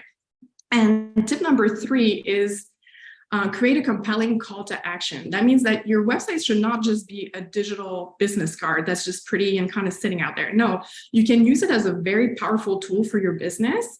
And you have to think, when people visit you online, what do you need them to do? Do you need them to fill out a form? Do you need them to download something? What's an action? What's the next step they need to take in order to engage with you? And so that's why you have to put a little bit of thought process into this one, but it's really important that you come up with a compelling call to action for your website. And that about concludes it for my 3 tips for today. But if you wanted to get that 12-page document, the PDF, the only 10 elements you need to launch your website today, you can scan the QR code up here, or you can go directly to my website, stephaniesmount.com/LAO for living all out. And you can find the freebie there and download it. So thank you. Thank you so much for having me. Thanks for Melissa for bringing us all together here today. I'm super excited and want to say thank you as well to everybody who's here right now watching, and we really appreciate the support with our book. So thanks a lot. It means a lot. Awesome. Thank you so much, Stephanie. Let's see if I can change the screen here. Let's see. I'll just go to mine. So good. All right. So you guys, let me get back over here. so many impactful stories. Are you guys loving this? Like, share with me in the chat, because we're going to transition in a minute to our next topic, and we're going to announce our first little prize giveaway. But what's been insightful for our guest speakers so far? Just to kind of recap, so far we've been hitting on business leadership for our speakers when it comes to our Living All Out book with our authors. We talked about leadership. So far we've had Sarah speak, we've had Princess, we've had Lene, all of them. I love it, right? Pam, we've had Deirdre, we've had Julie, we've had Stephanie. You guys, your stories just, and we know them as the Burnout to All Out leadership team. We know them intimately, but to hear you guys publicly share your stories just makes me grin from ear to ear, because what I see and what I feel is a ripple effect of inspiration to these other listeners. You know, we've got 77, 78 people sitting here streaming live, aspiring or current entrepreneurs. We're streaming live over on LinkedIn. And I hope that some of you maybe are in the beginning of your journey, and you're hearing these stories, and you're hearing these women, and you're going to hear from some men. And I hope it's just inspiring the hell out of you of what's possible, while also just gaining some insights and value from this summit. And again, we're going to be running all day long with these incredible speakers in our mastermind. And so with that, a couple of just kind of recap general housekeeping. You can, if you have not downloaded the book, you can get the book for free through Kindle today, correct? So there's a little QR code where you can go grab it, get your book, get your bundle. Here it is. Bestseller in 4 categories so far, and top ranking in home-based business and #2 in entrepreneurship. These authors are just creating a ripple effect and inspiring others to live all out. And as we round out speaking on leadership, we do want to do our first giveaway. So as a reminder, we are giving away 3 tickets today during this summit to come meet these speakers live. I see a couple of speakers right here on stage. Look, there's Deirdre, there's Elizabeth. You guys are going to be hearing from a little bit later today. And there's Brooke. You guys are going to get to come meet them in Nashville at our live event. I'm going to announce our first winner in just a minute. It is a 2-day intensive where we will be spending just as much time on the inner work that it takes to be successful in business as outer work with business strategy and money. I will be bringing in experts in their field to come on stage, speak to you. You'll also get to network with these mastermind members, the authors. You can even bring your book and get your book signed by them. We're going to have a book signing and grow your network. I've heard a number of these women say already that one of the huge aspects to their growth in business has been their network, right? So we are going to be hosting our live event. You can check it out here. And with that, I am going to announce our first winner during our summit is going to be Susan. I don't know how many Susans are on the line, but Danielle is going to be reaching out to you about the details to the live event.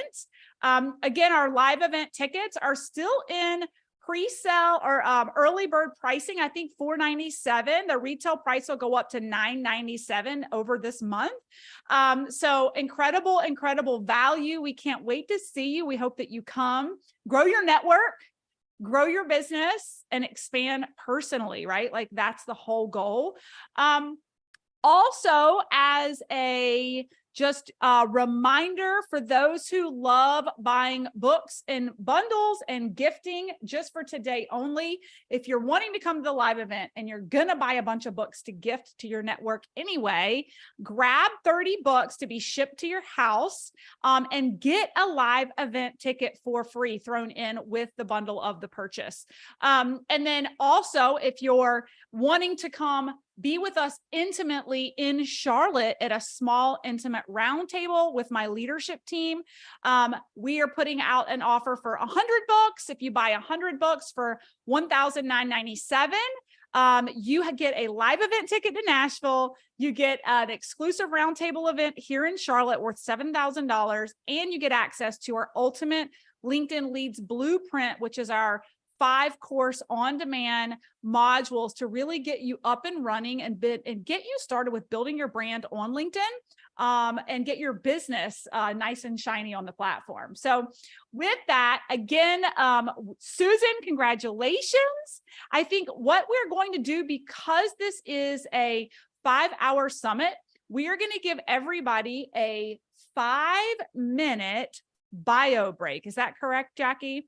We're going to give everybody a 5-minute bio That's break. right. And I think I actually have a timer here. So this is how, look, Jackie, are you impressed at how You're super techie.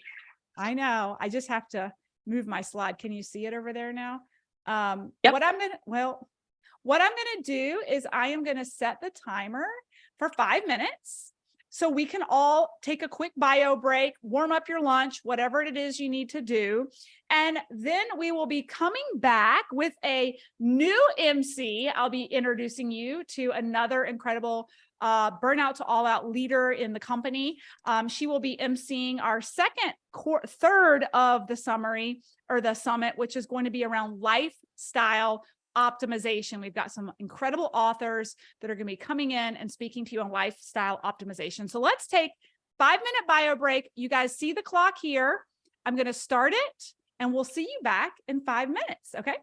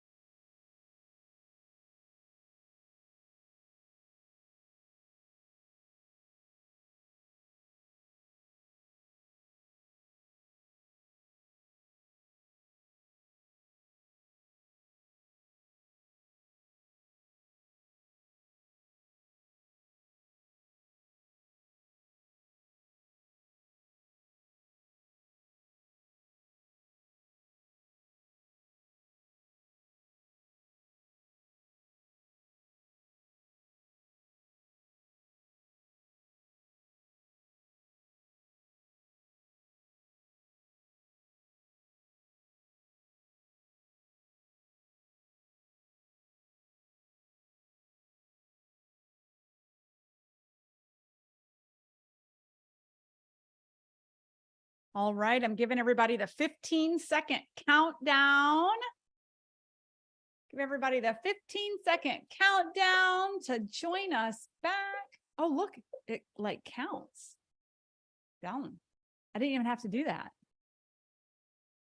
Did you guys hear that, or was it just me? Time is up. Okay. We'd love to see your beautiful faces again. Everybody like hid their faces. There we go. Would love to see you back. Okay. So really quick, before we move on to our next group, let me move this just a little bit. Again, a reminder, you can download the book for free. We would love to ask, we are just like one away from being #1 in entrepreneurship right now.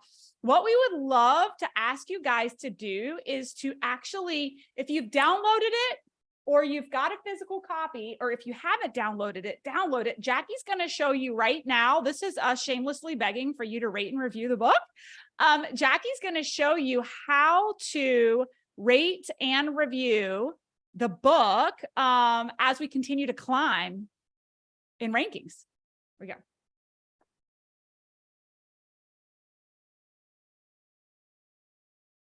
And I don't know if you're talking, Jackie, but I can't. There we go. Hold on. Can you hear me? Yeah. Mm-hmm. Okay. Okay. Well, now I'm not on the right page. Hold on.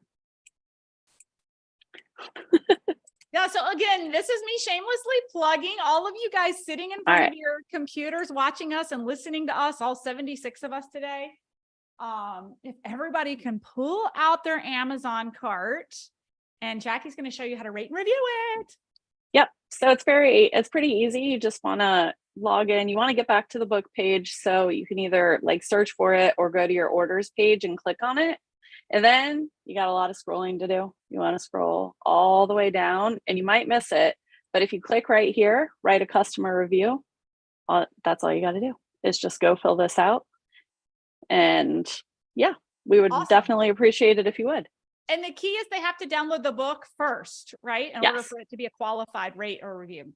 Yep. And I've already downloaded it, so you can't see that it's free here, but on your screen, it should say that it's free. And just if you guys aren't familiar with Amazon, it's going to first try to get you to get the Kindle Unlimited. Look right below that, and it's going to say, click now to get for free. We want that one so that you don't have to buy the Kindle Unlimited service. Awesome. Thank you so much, Jackie. Okay, so without further ado, let me get back to my deck. And we have another burnout to all out leader to introduce you to, Lisa Unruh. If you guys do not know Lisa, she is our programs director. If you're inside any of our programs, you know Lisa because you are so well taken care of.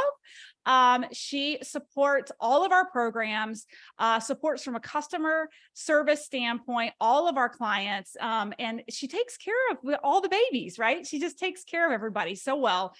So Lisa, I am going to turn it over to you as our MC for lifestyle optimization.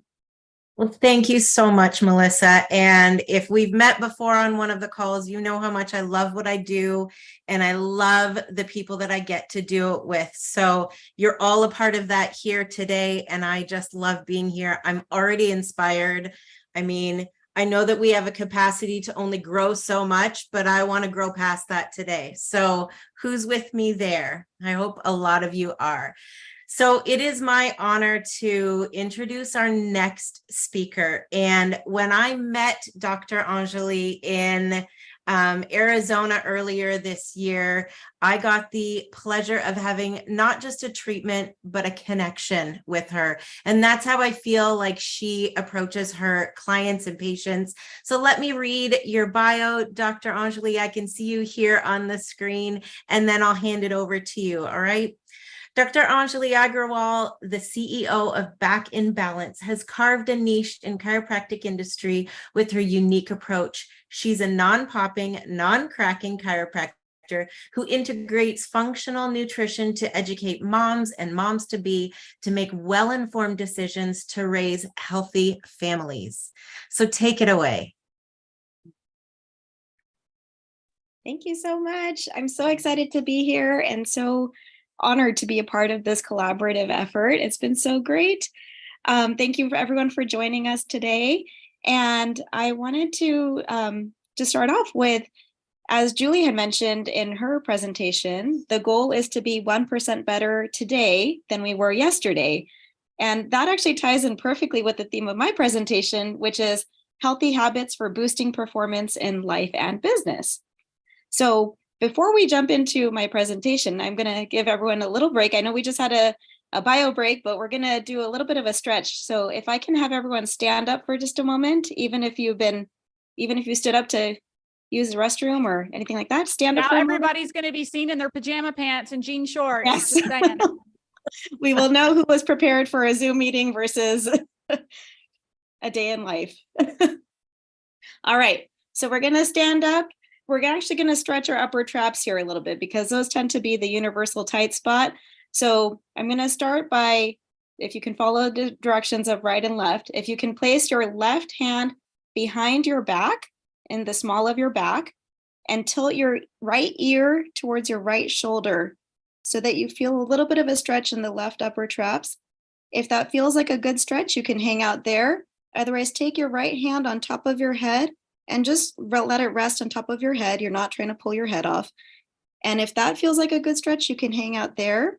Otherwise, you can tilt your head slowly towards your armpit and just hang out here for a few more seconds. We're going to breathe in and out and in and out. And then we're going to come back to center slowly. We're going to switch sides. So rest the right hand in the small of your back. Bring your left ear to your shoulder. If this feels good, just hang out here. Otherwise, rest your left hand on top of your head and just give it a gentle stretch. And if this feels good, you can hang out here. Otherwise, you can turn your head slowly towards your left armpit and give that a gentle stretch. Again, we're going to take a couple breaths in here. So breathe in and out and breathe in and out and go ahead and come back to center. You can go ahead and have a seat again, or you can stay standing, whatever feels good to you. You can continue doing this throughout the day. Ideally, if you can stretch once an hour, it helps break up some muscle memory patterns, which is actually more effective than trying to carve out 30 to 60 minutes for doing a straight on yoga session. Not to discount the benefits of yoga, but it's about making these small micro changes and micro breaks.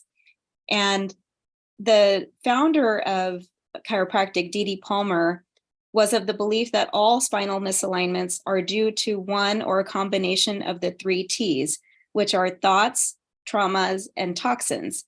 And so with that, my practice motto became helping families move well, eat well, and live well. So we're going to talk a little bit about how to create healthy habits in each of those categories so that we can help optimize each person's life so that we can all live all out. So the first one is moving well, and we just did that, right? So taking a stretch break once an hour, it's just a 30-second to 1-minute stretch. So if you're able to change your posture, if you've been sitting, stand up and do a stretch. If you've been standing, sit down and take a break. We were not designed for static movement or static positions all day long, but that has become our reality for most of us. And so we were really designed to move. And so if we can incorporate small movements into our day, in addition to hopefully getting some exercise and getting some longer stretches of movement, but breaking up our muscle memory patterns throughout the day is an actually super, super effective way to retrain our bodies way more quickly. Because even if you get adjusted every day or got a massage every day or had acupuncture or did yoga or did all the good things, it's still hard to untrain the 6 to 8 to 12 hours that you might be sitting in front of the computer or doing the things that you need to do for your day-to-day lives. So that's the first one. The second one would be, because as a chiropractor, I typically hear people complaining about low back pain. So the second tip I often give people is that when you brush your teeth, hopefully in the morning and in the night, hopefully 2 times a day at least, rather than just standing there and brushing your teeth and thinking about what you need to do, you can still think about what you need to do, but rather than just standing there and maybe shifting your weight to one hip or leaning forward at the sink, instead of doing that, try to practice doing some squats as you're brushing your teeth. And the reason to do that is that you set the pattern for the day, that you're telling your body to move from your hips and your knees rather than bending from your back. So we tend to be really good about bending from our hips and our knees when we're lifting something heavy, but we tend to forget that if it's something light, like a piece of paper or a kid's toy that you're lifting up off the floor.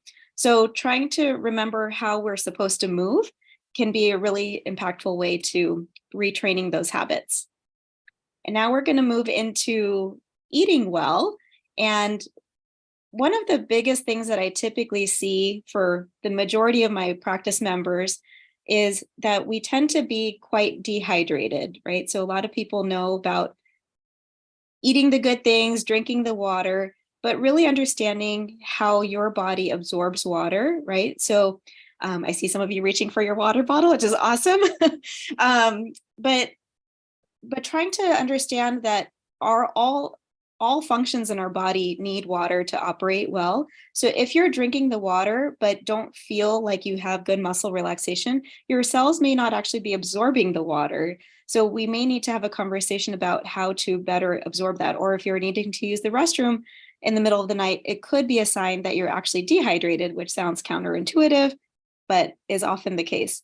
So the general goal is half your body weight, if we're measuring in pounds, half your body weight in ounces of water, plus an ounce of water for every ounce of coffee, tea, soda, or alcohol, which can be a lot of water for a lot of people. So just trying to keep that in mind so that you start to understand how your body is absorbing the water, because the water will help eliminate waste from the cells as well. So it becomes this dual channel pathway that becomes more optimized.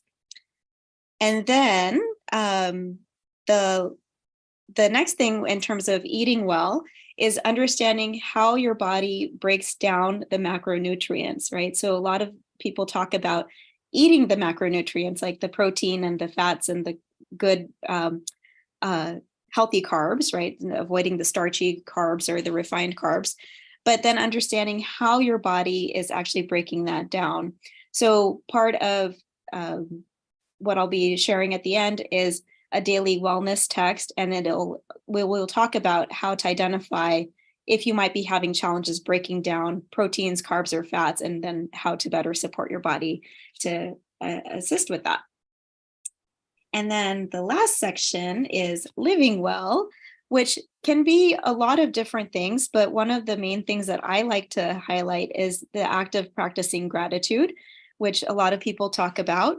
But one of my coaches had once talked about keeping a gas journal and gassing up at the beginning of the day. Like we would make sure, well, now with electric cars, making sure they're charged, but with our traditional cars, making sure that we have fuel in the tank, right? And so this was fuel for our mind. And so it's a gas journal. And so G stands for gratitude. So you would list out 3 to 5 things that you are deeply grateful for. And if you're having trouble coming up with something that you're grateful for, it can simply be, I'm grateful to be breathing here for another day. It could be, I'm grateful for the friends that I have, the family that I have, the health that I have, whatever that might be, but recognizing that and writing it down.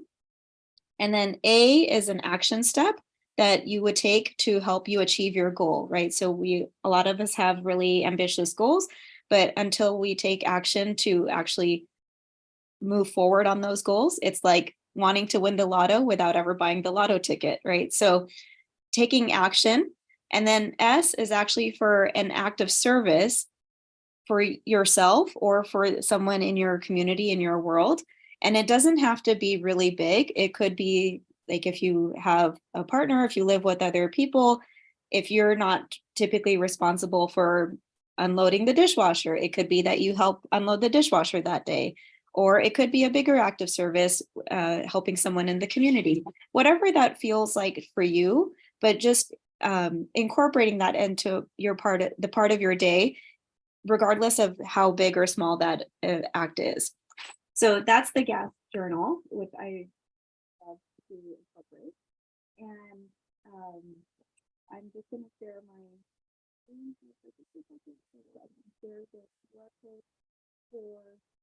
We're all of a sudden, Dr. Anjali, we're having a hard time hearing you. Did you put your hand over a microphone or something? Now I can hear you. Oh, okay, weird. Okay.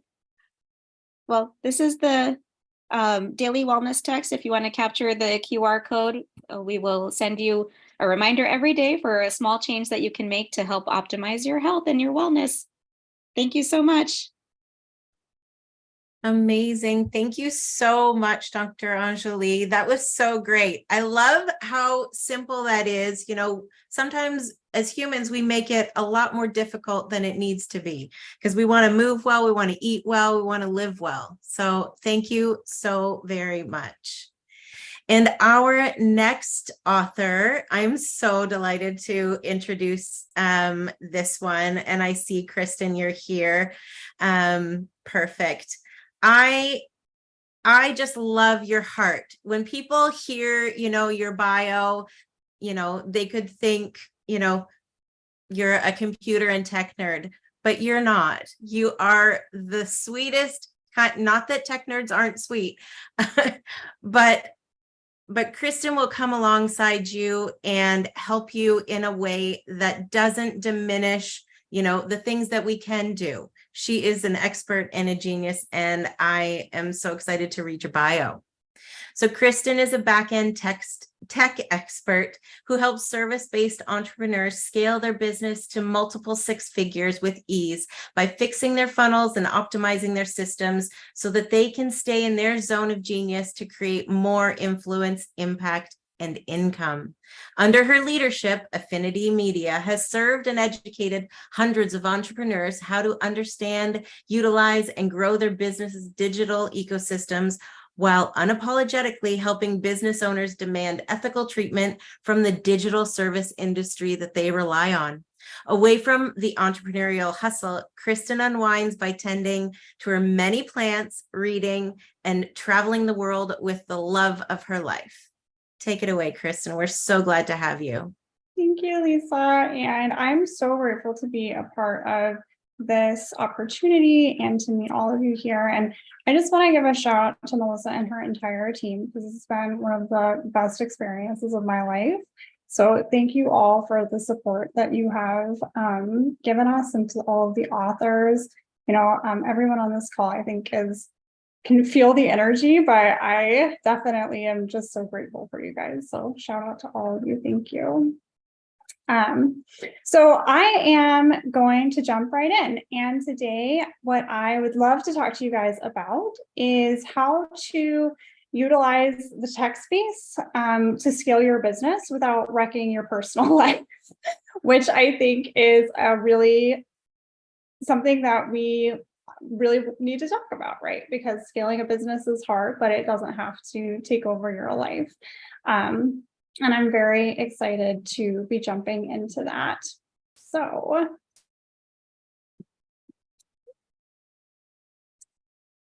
go. Can everybody see my screen? Yeah, perfect. Okay, so 3 secrets to scaling your business without sabotaging your personal life, right? So the very first one, Lisa already introduced me, so I'm going to skip right over that slide. Thank you, Lisa. The first thing I want to say is documentation. So this sounds so horribly boring, but I want to just let everyone know right off the bat that this is one of those things you can never start too early with this. And the reason why is because it really is something so easy to do, but we just sail right over it because it is something that we don't think is necessary, or we think, oh, I'll just do that later. And the reason why it's so important is because when you are in the beginning stages of your business, it's relatively easy to just take a couple minutes while you are performing the task, because when you're in the beginning stages of entrepreneurship, we're all doing all the things, right? Melissa, she did every single thing on her own when she first started. And as she grew, she brought in a team, but I think we all know that when we're first starting out, we're wearing all the hats. So we're the ones kind of putting the website together and sending those emails and doing all those little ticky things. So if you can start a practice of really documenting those items while you're doing it, when you scale a very big business, it will be so important to have those references to say, yes, I remember when I did this launch, here were the things that I needed to be doing. And you can explain that to the team that you bring in eventually. Or if you have a couple different systems, right? Like, where is that stuff? Where did that email go? Where is this, resource coming from? If you just take the time to document it while you're doing it, it's so much easier. It saves you so much time, and it's something completely free that you can start doing now to really set yourself up for success. And the other thing is a checklist for repeatable projects, right? So launches, workshops, marketing calendars. So for example, if you have to post twice a week, every week, that's a repeatable process. And you need to be saying, okay, I post this topic on Tuesdays and I post this topic on Thursdays. And if you get into the rhythm of just like documenting that process, when you bring someone in, you can clearly explain to them, these are the topics that we post on Thursdays, and these are what we post on Tuesdays. And it really can make a big difference for you. The other thing, and the last thing I will say is, even if you don't have a team, if you will document the onboarding process for your clients, this is a game changer, because this is something that you can automate when you get it down. And it's also something that you can understand, my clients like these things, or it really helps you understand how to better serve the people that you're serving when you can really have a standardized process that you take them through. It helps them have a really great experience. People refer you more, they rave about your services, and they just in general feel like you really care about them. I know that the Burnout to All Out team is so great at this. When they have new clients come into their ecosystem, it's bam, bam, bam, bam, bam, and their clients feel so loved. And that's part of it, right? They have a standardized process for doing that. My favorite tools, these are all free tools, you all. So 𝐋𝐈𝐕𝐈𝐍𝐆 runs in the background. So when you are going to do those little tasks like writing an email, or you have your any system that you're working in, like a website change or anything like that, you can sign on to 𝐋𝐈𝐕𝐈𝐍𝐆, run it in the background, and it documents it for you. You don't even have to worry about that, right? It just does it for you. Loom is great. So you can, again, 5 minutes at a time, you can just record these videos and then have a stash of them. Or Otter.ai, I use these on calls with my coffee chats to make sure that if I'm going to follow up with someone, I have notes that are being taken for me, and I can reference those notes and say, hey, I just wanted to check in. How's this, and this going? And so those are completely free tools, and they're really great. So the secret number 2 is creating a schedule creates time freedom. I cannot underline this enough. People are afraid of schedules because they're like, oh, I don't want to be too constricted. But when you have a schedule for your clients, for your automations, for your marketing, it really frees up the time in your calendar, you see all of that space in your calendar. And you're not constantly thinking, what do I have to do? What do I need to like focus on? It also creates clarity for your audience about like, what are the things that you are going to be talking about? What are the things that you're doing? Events, right? Networking events, launches, anything like that. So you're not confusing your audience. And when you put yourself first, your burden business is less, right? This is counterintuitive. I think we don't necessarily talk about this enough. And that's another reason why I love this, you know, this community and this team, is because they focus on like putting you as a person first. And like doing that helps your business thrive. So for example, if you have kids and they have a fall break, right? If you put that in your calendar and you know that you don't want to be running like big marketing pushes during the time that you want to be spending with your family, you'll come back to your clients and you'll feel so rejuvenated and so much better just by having that in your schedule. And I think that's something that we all want, is to feel rejuvenated when we come and talk to our clients and work in our business. So these are my free tools. I'm gonna give you a lot of free stuff today. So you could take a screenshot of these. Facebook Business is a post scheduler, completely free. It goes to Facebook and Instagram. It does reels, it does stories. You can pre-schedule all of your stuff.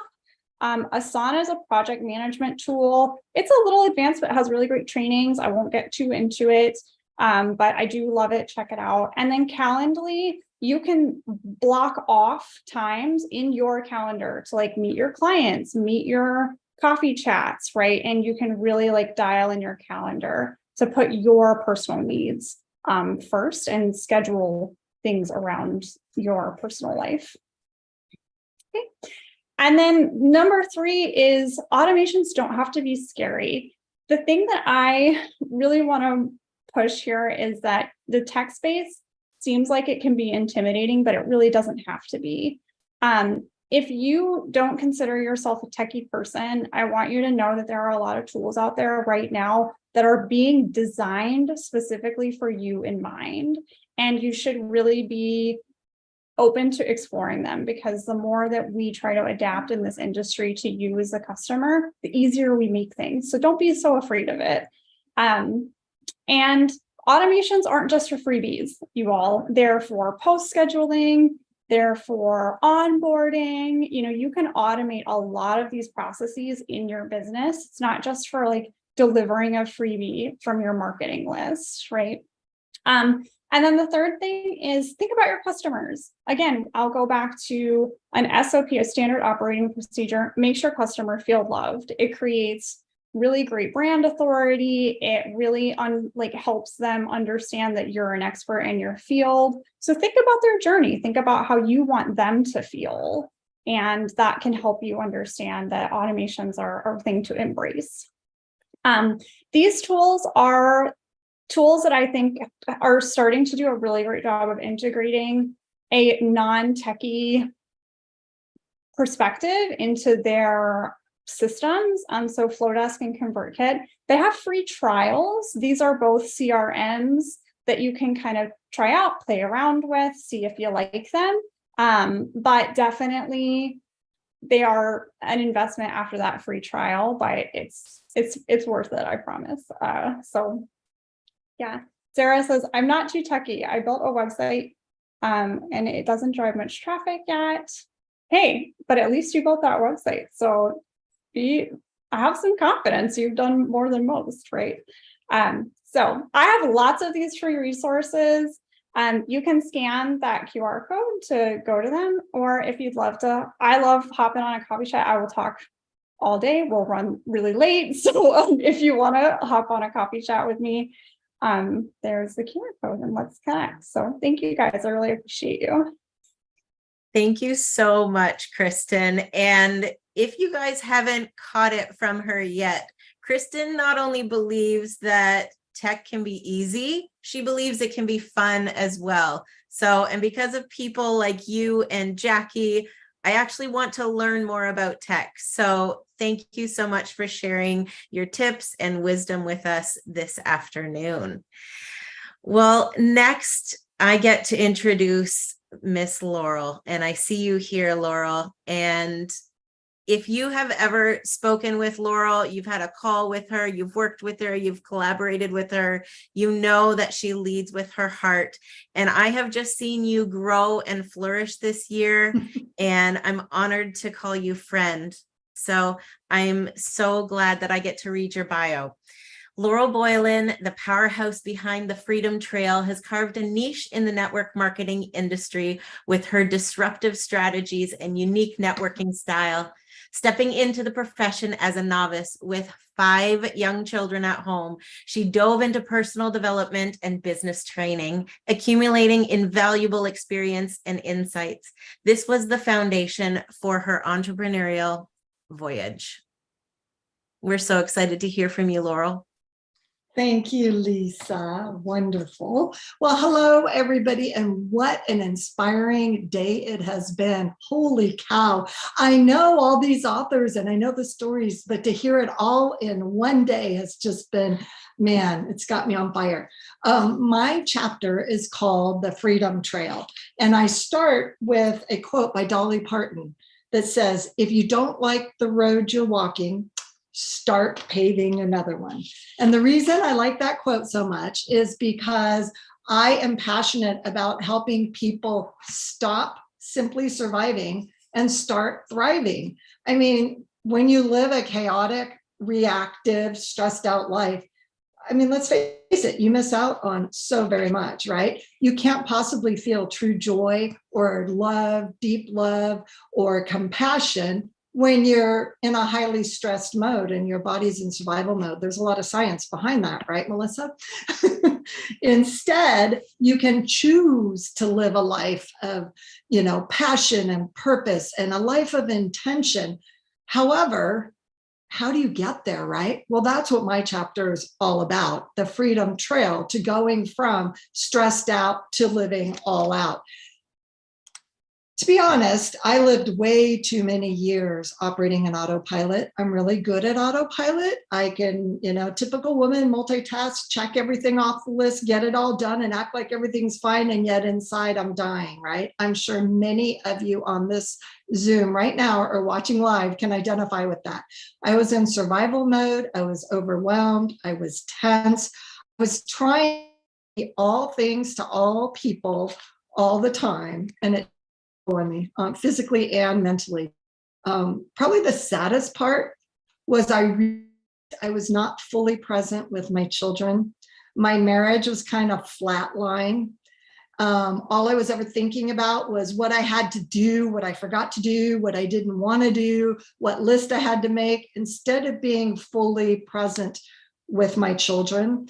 So I really realized that I was on this hamster wheel of survival. And I know several of the authors today have talked about the hamster wheel because I think it's a part of life many of us go through in our middle ages. We just kind of get going in life and we start to check out from some of the things that can keep us so healthy. So I was feeling very trapped. I found myself just tolerating my kids, and yet I was trying to fool the world and let everybody think everything was fine. Well, one day I made a decision. I just realized that I was sick and tired of being sick and tired. Didn't know what that was going to mean, but I knew that something had to change. But let's be honest, how in the world do you pivot from a chaotic, reactive life to one of joy and intention and purpose when you're in the trenches? I mean, and that is what my chapter is about, how to go from here to there, because let's face it, it doesn't happen overnight. Most major life changes don't happen just because we made a decision to change. It's a process to get there. And then we got to remember, along the journey, life happens. We have the unexpected illness. We have the unexpected divorce. Somebody dies. Somebody loses a job. We get distracted, right? Well, many of us can fall victim to those things. Oh, well, this is just the way it is because of XYZ. My passion is helping people realize that no matter what, you have a choice on how you handle it and how you react. No matter what, you can transform, you can change. So here are the 3 things that you need to do to just initially get started if you find yourself in that overwhelmed state. The first is, I already talked about it, make a firm decision. Just decide enough's enough, and I'm going to make a decision. That shifts your mindset. It's a mindset pivot. So you might still be in this really crappy situation. You might still have stress coming at you, but your mind knows it's where I am now, but I'm planning to go somewhere else. It's not a stuck mentality. It's a acceptance of where I am now, realizing that I'm developing a plan to get out of this stress situation. So you understand that you're going through a season, and that season is where you are now, and you're headed to better times, right? So it is not necessary for you to know how to transform. You must know why you want to transform. The how will come as you get on started on your journey. So if you know why, this is killing me, I want to be closer with my children, I want to improve my health, whatever your whys are, is all you need to get started. You don't need to know how. The how will make itself known after you make your decision. The perfect person will come into your path at the grocery store. All of a sudden in an email, you find this perfect podcast. You didn't even know the podcaster existed. And that's exactly what you need to help you on the journey. The second thing you need to do after you make a decision is find a mentor, a coach, friends, others, my mastermind that I'm in. I wouldn't be where I am without the group of entrepreneurs with similar mindsets on similar journeys to help each other along this path. You cannot do major transformation alone. Find the coach, find the mentor, find the mentorship or the mastermind group, whatever to help you navigate. Support is so crucial to successful transformation. The third thing you need to do is start. Literally start. Like you're going to climb 20 floors in a hotel. You just look at the first step in front of you and keep going. Marathon runners are trained to only plan and think about their next mile. They don't sit there and think about the 22 miles they still have to go. They think about the next mile. When you're on a personal development journey, you do the same thing. You just start and you take the next step. So you decide, you find a mentor or a group to help you, guide you, and you start. That's simple, right? So now I just wanted to share strategies that worked for me, and I know many of us on this call have used, and to help you realize it's really not as overwhelming as it might seem to transition or change your life. First of all, Melissa's a huge advocate of this. Physical movement, physical challenges, physical goals that pull you out of your comfort zone and have you pursuing something that you have not done before or that you have not done in a long time. I used to identify as a non-runner. I hated running. So get the Couch to 5K app, set a plan, do a turkey trot. I ended up doing a triathlon, and Lord knows I certainly needed a lot of help, guidance. I joined a group. Everything I just told you about, I decided to do. Why? Because the physical challenges carry so much energy with your mindset and every other area of your life. So if you're not already doing so, challenge yourself physically. Find something that you want to do that's different. Pick up a new sport, learn to golf, whatever it is, but that's going to produce a lot of positive energy for you. Along with energy is protecting your mindset. Really finding groups that cheer you on, educate you, inspire you, and limiting your connection to those that suck the energy out of you, those friends that are negative, those people that are naysayers. I frankly don't watch the news very often. I definitely don't watch standard TV. I protect what information comes into my head. I fill my head with books and positive and podcasts and prayers and meditations. You have to consciously do that. It's a matter of not scrolling, but being very intentional about what it is that you're bringing into your energy and your mindset. And then morning routines are huge for many of us, whether that for you is prayer, meditation, quiet time, planning, just getting up early and getting a start on the day. Personal development. I know in my business, they always say your business will only grow to the extent that you do. Find what are those mental blocks? What are those insecurities? What are those things within you that you should work through to become a better version of yourself? It might be imposter syndrome, feeling like you're lesser than other people or you don't belong in that circle of friends. It might be victim mentality. Well, I am here because of my circumstances, so I'm different than everybody else, and that's why I'm not achieving. You need to take control of those, figure out, given your circumstances, what can you do to still move the needle forward to get you to your goal? It might be lack of confidence. It might be lack of skills. It might be procrastination, but there's so much out there in personal development that can help us along the way. Overcoming fears in my book. I won't take the time now, but I tell stories about how I got over my fear of heights by skydiving and the long-term effects it had on me. How I got over my fear of roller coasters, lifelong fear and sadness I had for missing all the fun with my friends as an adult by choosing to ride the roller coasters and find friends who enjoyed it. So I talk about in the book the different things you can do to help you get over some of those insecurities. One of the most popular things that I teach in the book is about joy points. And joy points is just that moment in time that takes you from that busy autopilot chaotic state and brings you into the present moment. It could be simply walking outside and feeling the sun on your skin, or your dog giving you those Google-eyed looks and make you go, "Aw." It brings that little dopamine hit. Sometimes when we've been living on autopilot, we have to retrain our brain to be open to those joy points and to be open to those positive things. And then in the book, I also talk about a joy meter and figuring out what you're doing on a daily basis and what activities you have. Is it moving you closer to joy, closer to your goals?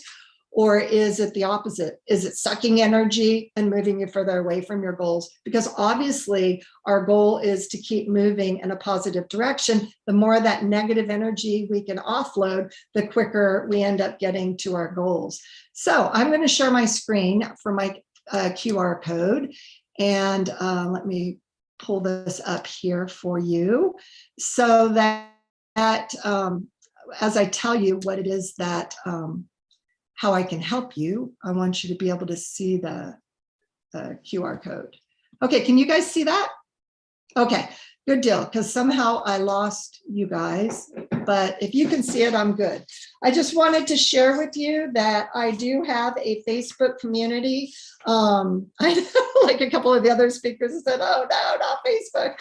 But inside this community, we really do dive into all of the things that I've mentioned so far. I invite you to come look for us. It's called Freedom Trail. I also help people with a personal transformation plan. I help share simple systems that have worked for me. I can be an accountability partner with you to get to your final goals.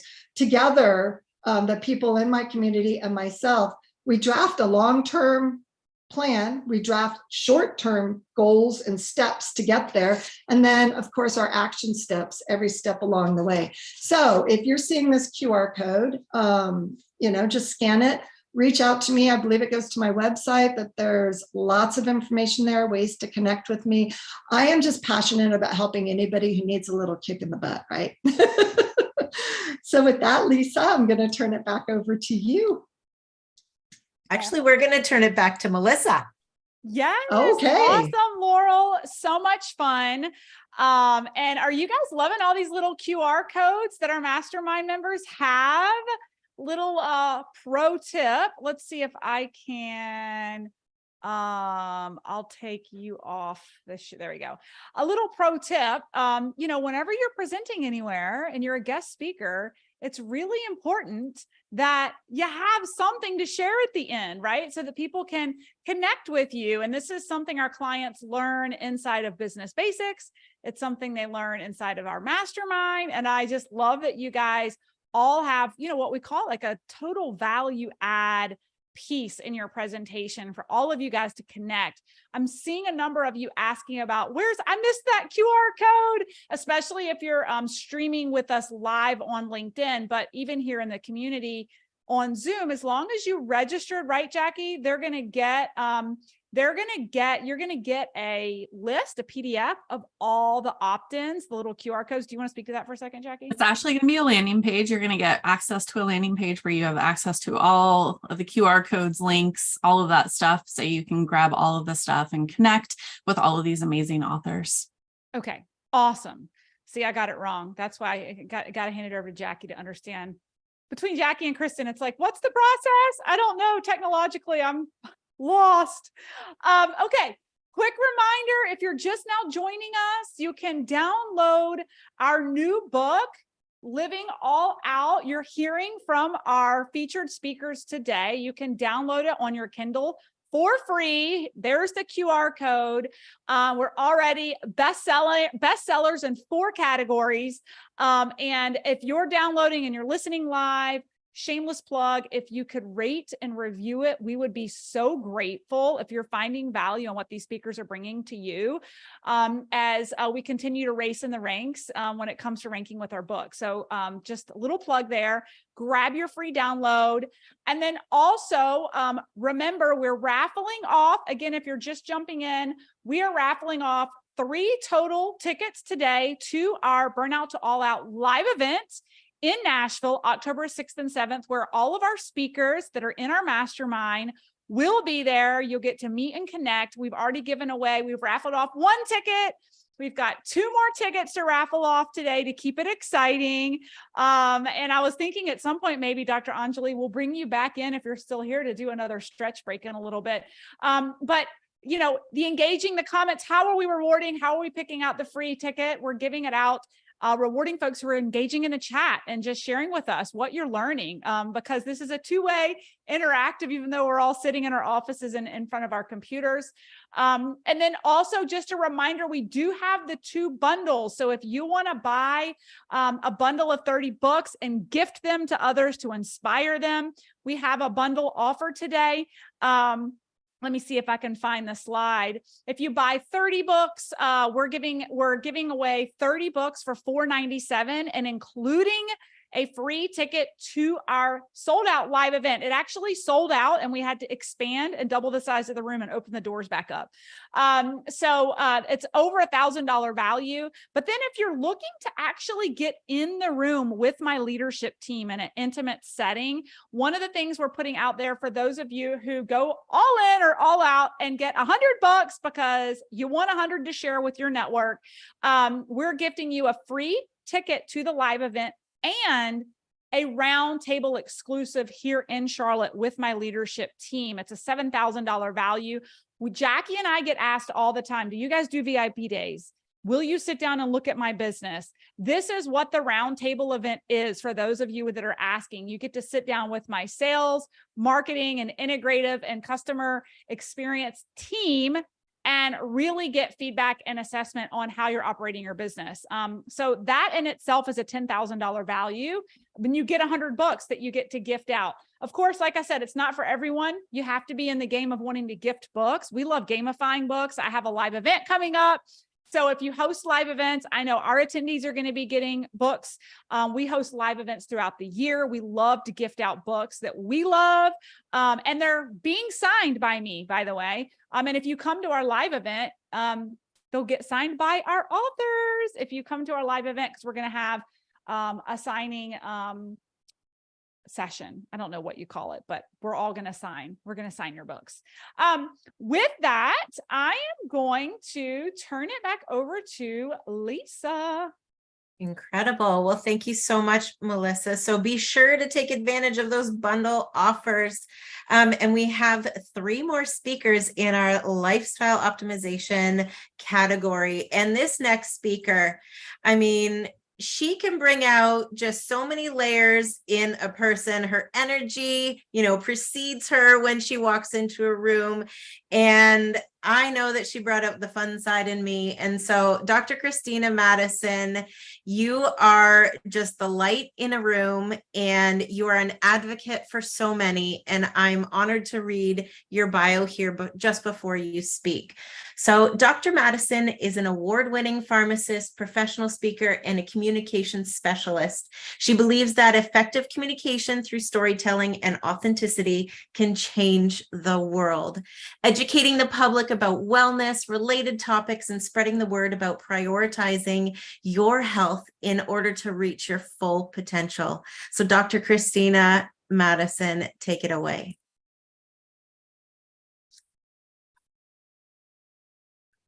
Oh, and I don't think we can hear you.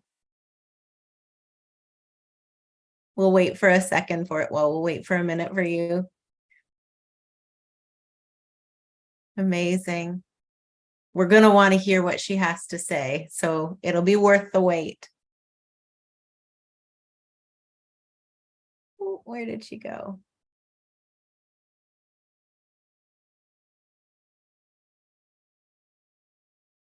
All right. I feel like we should have that music from, I'm not going to sing. Played a little bit of music. Yeah. She's dialing back in. I think she might have, I think sometimes she works from different sites at the university, and she has different, she works off of different computers. Okay. We'll give her one more minute. Yeah. Oh, here she is. Trying to get it. Come on back to us, Dr. Madison. I see you. There you are. Now I just need you to unmute. Yes, I had Yay! some technical problems with my computer, so here I am on my phone. So hopefully this will work. You know how technology is, it's always temperamental. So thank you so much for bearing with me as we move forward with my portion of today's presentation. So thank you so much, Lisa, for that extremely kind introduction. I feel very grateful that I had an opportunity to meet everyone at the live event that we had, in Arizona, in Scottsdale earlier this year. And I really got to know the team, which I thought was really amazing because, again, Melissa also brings out the best in people as well. And so I think with that being said, the team that is here, that's part of the mastermind, the team that built this book, this now best-selling book, which I'm excited to say that I am now a best-selling author, which I did not know that I was going to be able to do in such short order after meeting all of you incredible ladies. So again, thank you so much for that lovely introduction. So with that being said, I wanted to start off with the title of my section, which I love this sort of health and wellness aspect to our group, because I do think so many of us work in that health and wellness space. So I am a clinical pharmacist by training, but with that being said, I love all things communication. I love all things fashion. If you guys know me, I absolutely adore fashion and showing up as your best self.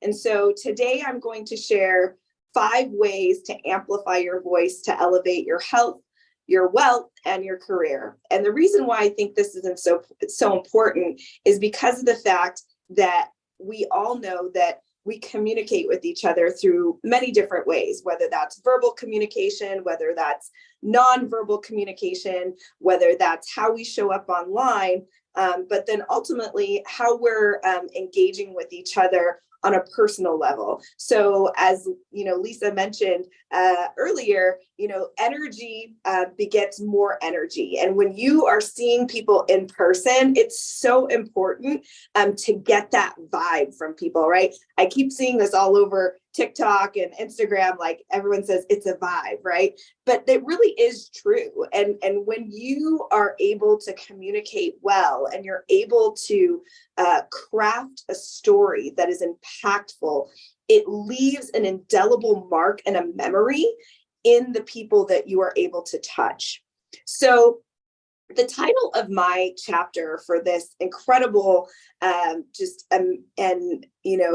awe-inspiring book that we've created together is Living Out Loud. And the reason why I decided to go with that is because I first and foremost believe that great communication skills is the key to success in all aspects of your life. That includes your health, that includes your professional life, and it also includes your financial wellness. So why do you guys probably think why I'm thinking communication is that way? So first thing is I will tell you a personal story about myself. So after the birth of my first child, I had some complications. And at the time, I felt like I'm a healthcare worker. I can do this on my own, and probably was experiencing some postpartum depression. And so what does somebody do when they're depressed? Go back to the thing that they're super happy with, which was being pregnant. So I got pregnant, very short order again. And then when I had my second child, I felt amazing. So right after my birth, everything went well. I couldn't have asked for a better scenario. It was a complete opposite of my first birth. But the difference is that I ended up having complications that landed me in the hospital. And because of my amazing husband advocating for me, as well as me advocating for myself, I was able to get the care that I needed. However, before that happened, I was denied care. And so as a woman of color, I know that just being myself probably led to that scenario. But the reason why I bring that up is because of the fact that I asked multiple times.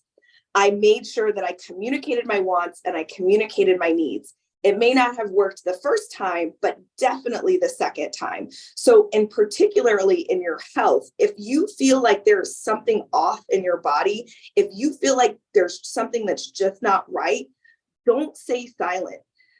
Tell someone, please, because this is how we have these horror stories of people finding out that they had terrible illnesses or late stage diagnoses because they waited and they didn't communicate and they didn't say when they needed help.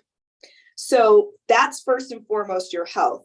And then secondly, in your professional life, if you don't talk about what your wants and needs are and you don't communicate often, people don't know what you're about, right? So you never know who needs to hear what you have to say, and you never know who's listening to your words of wisdom. I'll give you an example. I was just on a podcast with a physician colleague of mine. I met her through a symposium that we were both at the White House last year. And first thing she said to me was, after I met you, I bought that coat you were wearing. And I went, man, that is so interesting. Because I was telling her how comfortable it was. I actually even let her try it on because it was a great purchase. And after the fact, we were talking later on, she said, one of the things that you said to me really stuck with me. And that was hire help when you need it and ask for help when you need it. And she said, when you told me where I could find the outfit you're wearing, all these things, it was part of our communication and how we kind of, related to one another. But most importantly, she was asking for what she wanted and what she needed, right? And what she needed in that moment was a friend and a colleague to tell her that even though we were both healthcare professionals, it's okay to talk about something else. It's okay to talk about fashion. It's okay to talk about hair and makeup and all of these things that make us innately feel good about ourselves. And it's not selfish, right? And so part of what I want you guys to remember today is to know your worth and to know your value. That's number one. So when we think about knowing our worth and knowing our value, I started my chapter with a quote by Oprah Winfrey. And that quote says, when you undervalue what you do, the world will undervalue who you are. And so it's imperative when it comes to your professional decisions regarding your career trajectory, you know where you want to be and you communicate your worth and your value. If you don't know what you're bringing to the table, how do you know what to ask for when you're getting compensating for your services, right? So you need to know what's best for you first and foremost. And so one thing I want to leave you guys here with, and I heard someone else talk about this earlier about journaling. And one of the things that I started doing after my professional development journey is that I started a brag book. So what do you guys probably think about what that is? So I have my brag book right here, happens to be branded. I'm all about the branding, right? So I have a list in the front of my journal of all the things I accomplished for the year. And the reason why I do that is to remind myself of all the things that I am capable of, why I do what I do, and why I have worth, and why I have value, and why I can create value. And so that brag book, I highly recommend you starting today, because we often forget to sit and live in our joy. It's all about the hustle. It's all about getting to that next thing, getting to that next accomplishment, right? All of us here that wrote this book together, it was a journey, but was all about getting to this moment and making sure that we were able to position ourselves so that we could be best-selling authors. So now we're here, and I want you to celebrate the success. So the next thing I want to say is prioritizing your health. So that's huge. Self-care is not selfish. I want you to say it. Self-care is not selfish, right? So I know we say this all the time, but if your cup is empty, you can't fill anyone else's cup up. And oftentimes your cup is empty because you're not healthy and you're not well. So I've worked in public health my whole career. Preventative care, prioritizing regular screenings, and wellness will help you avoiding the scenario where you end up having to seek the healthcare system for an acute need versus just for regular health and wellness and maintenance. So make sure that you are taking care of yourself, because when you don't take care of yourself, you're unable to take care of others. So the next thing I want to say is follow your passion, do what you love, and most importantly, do what you are innately good at. So what do you guys think I'm talking about when I say this? What is your zone of genius? Give me a minute here. So definitions of these different zones, which I go through in my chapter. So number one, zone of incompetence. Okay, we don't want to be doing that. So these are activities that other people probably do well and probably do a much better job at than you. Okay, you don't want to do those jobs. Your zone of competence is an activity that you do just fine, but others are probably better at than you are. Your zone of excellence is an activity that you are really good at, better at than most, in fact, but you really don't love doing it. But the sweet spot is your zone of genius. This is an activity that you are uniquely good at and that you love to do, so much so that time and space disappears when you do them. This is what you should be dreaming about doing, and you should be moving your passion to. Number 4, showing up as your best self. So this means from the inside out. So getting enough rest, being active, maintaining a healthy diet. Also, what are you wearing? When we show up in person and when we show up online, it should be the same, right? Which leads me to the last part of this, which is embracing your self-awareness and knowing how you're showing up online. So your digital footprint is your footprint, okay? If you've Googled yourself lately and you didn't like what you saw, how are you fixing that? I can help with that, okay? So again, I really want you to think about how you view yourself versus how you're showing up online. I know that this is something that Melissa talks about in her LinkedIn Academy.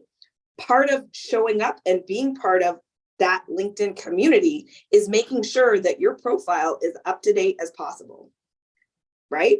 So we want to make sure that we're doing that so that when people look for you and look for your skills, that you can be the person that they need, and that you make it stupid easy for them to click and purchase your services, right?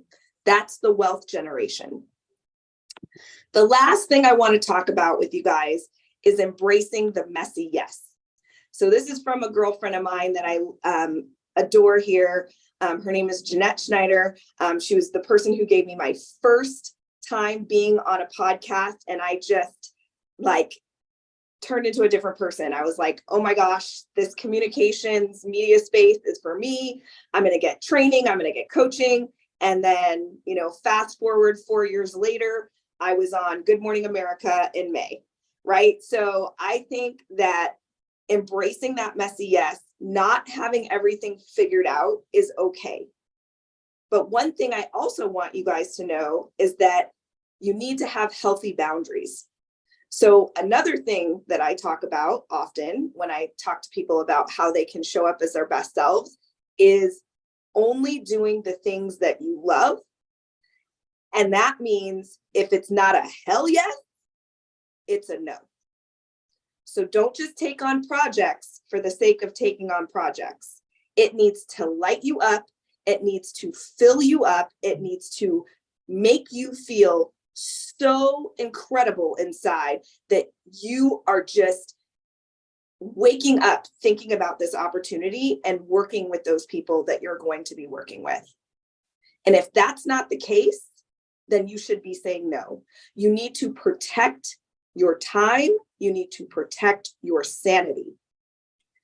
So also with embracing this messy yes is saying and communicating your wants and needs. So if you are in a room full of successful people, because you should be, right? Because if you're the smartest person in the room, you're in the wrong room. When you're in that room full of successful people, you need to be saying what your dreams and aspirations are, because you never know who's going to hear and listen to what you have to say. I'll give you an example. In 2020, I attended my first TEDx talk. I listened to all the speakers. I was blown away with the incredible storytelling. And I decided to go and talk with some of the other speakers and figure out, you know, how did they decide to do a TED talk? What motivated them to do it? And one of the speakers asked me, like, you know, what did I think about the event and would I come back? And I said, you know, I think I want to do this. I think I want to do a TED talk one day. And lo and behold, fast forward to 2023, right? Now I am looking back at that experience, because from the time I spoke that out loud until the time I hit the TED stage was exactly 2 years. And when I was asked, when I created my proposal, what was my biggest motivation? It was because of the impact that being there and seeing those incredible speakers were. And later on, I found out that one of those speakers that I was talking to happened to be on the selection committee. And they mentioned that I said that I wanted to do a TED talk. So again, you never know who's listening. And as my grandmother would say, a closed mouth don't get fed. So open your mouth, people. Say what you want, and the universe will help you to get to your goals. Leverage your connections. Collaboration over competition. There's enough pie for all of us. If you see someone else out there doing the thing that you want to do, ask them how they did it. Appeal to people's vanity. I love it when people tell me nice things, right? So say what you need, say what you want, And when you find someone that inspires you, tell them why. And then once you've established that rapport, ask them how they did it. This is how you're going to develop as a professional. And that's how you're going to get to the next level. That's why I decided to join the mastermind. And that's why I took a leap of faith when Melissa said, oh, we're going to write a book. And I went, okay. And here we are, best-selling authors just a few short months later. So again, thank you guys so much. I do have a QR code, but unfortunately, because my computer crashed, I don't have the ability to give it to you, but I will, once I'm able to get back in, put it in the chat so that you guys can find me on all the social media du jour. My handle is @thepublichealthpharmacist. But I do have a link tree with all kinds of different offerings, videos, tutorials, all kinds of things. And so again, please reach out to me. Please let me know if you want to join my email list. I share the latest in public health news. And I also just recently started a new sister brand called The Fashionable Pharmacist. And I launched that on Prime Day. And that is now my new Amazon storefront, which you can find on my link tree. So hopefully you guys will all find me there and share my love of fashion and showing up as your best self, prioritize your health and wellness, but ultimately ask for what you want and follow your dreams and do what gives you joy, because that's really what life is about. It's not about all the money. It's not about all the fame. It's about what the legacy will be when you leave behind your pearls of wisdom. Thank you. Thank you so much, Dr. Christina. And who is going out to get a brag journal? I am. I'm going to start one.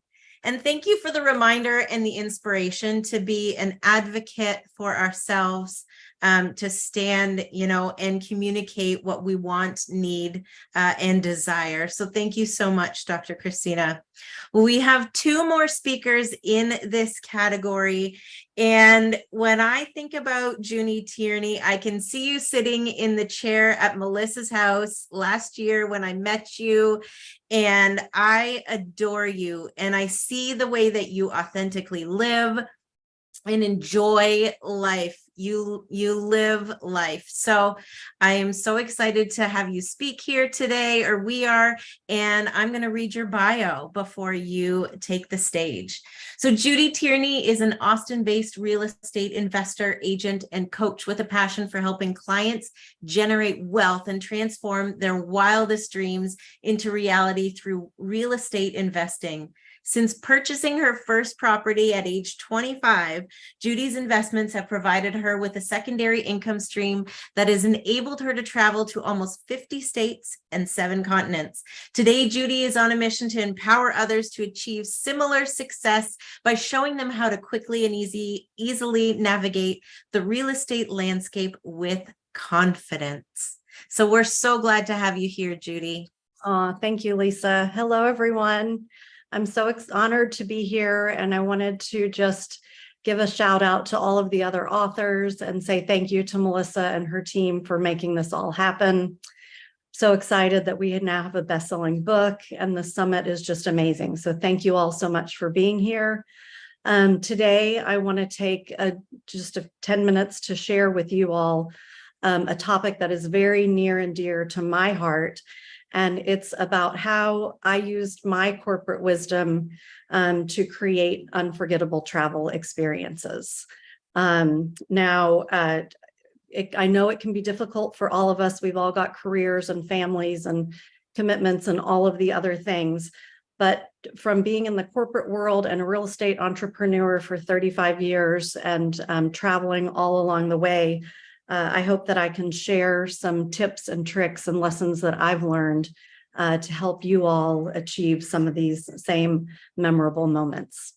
Now, the first lesson that I've learned is a vacation is not your job.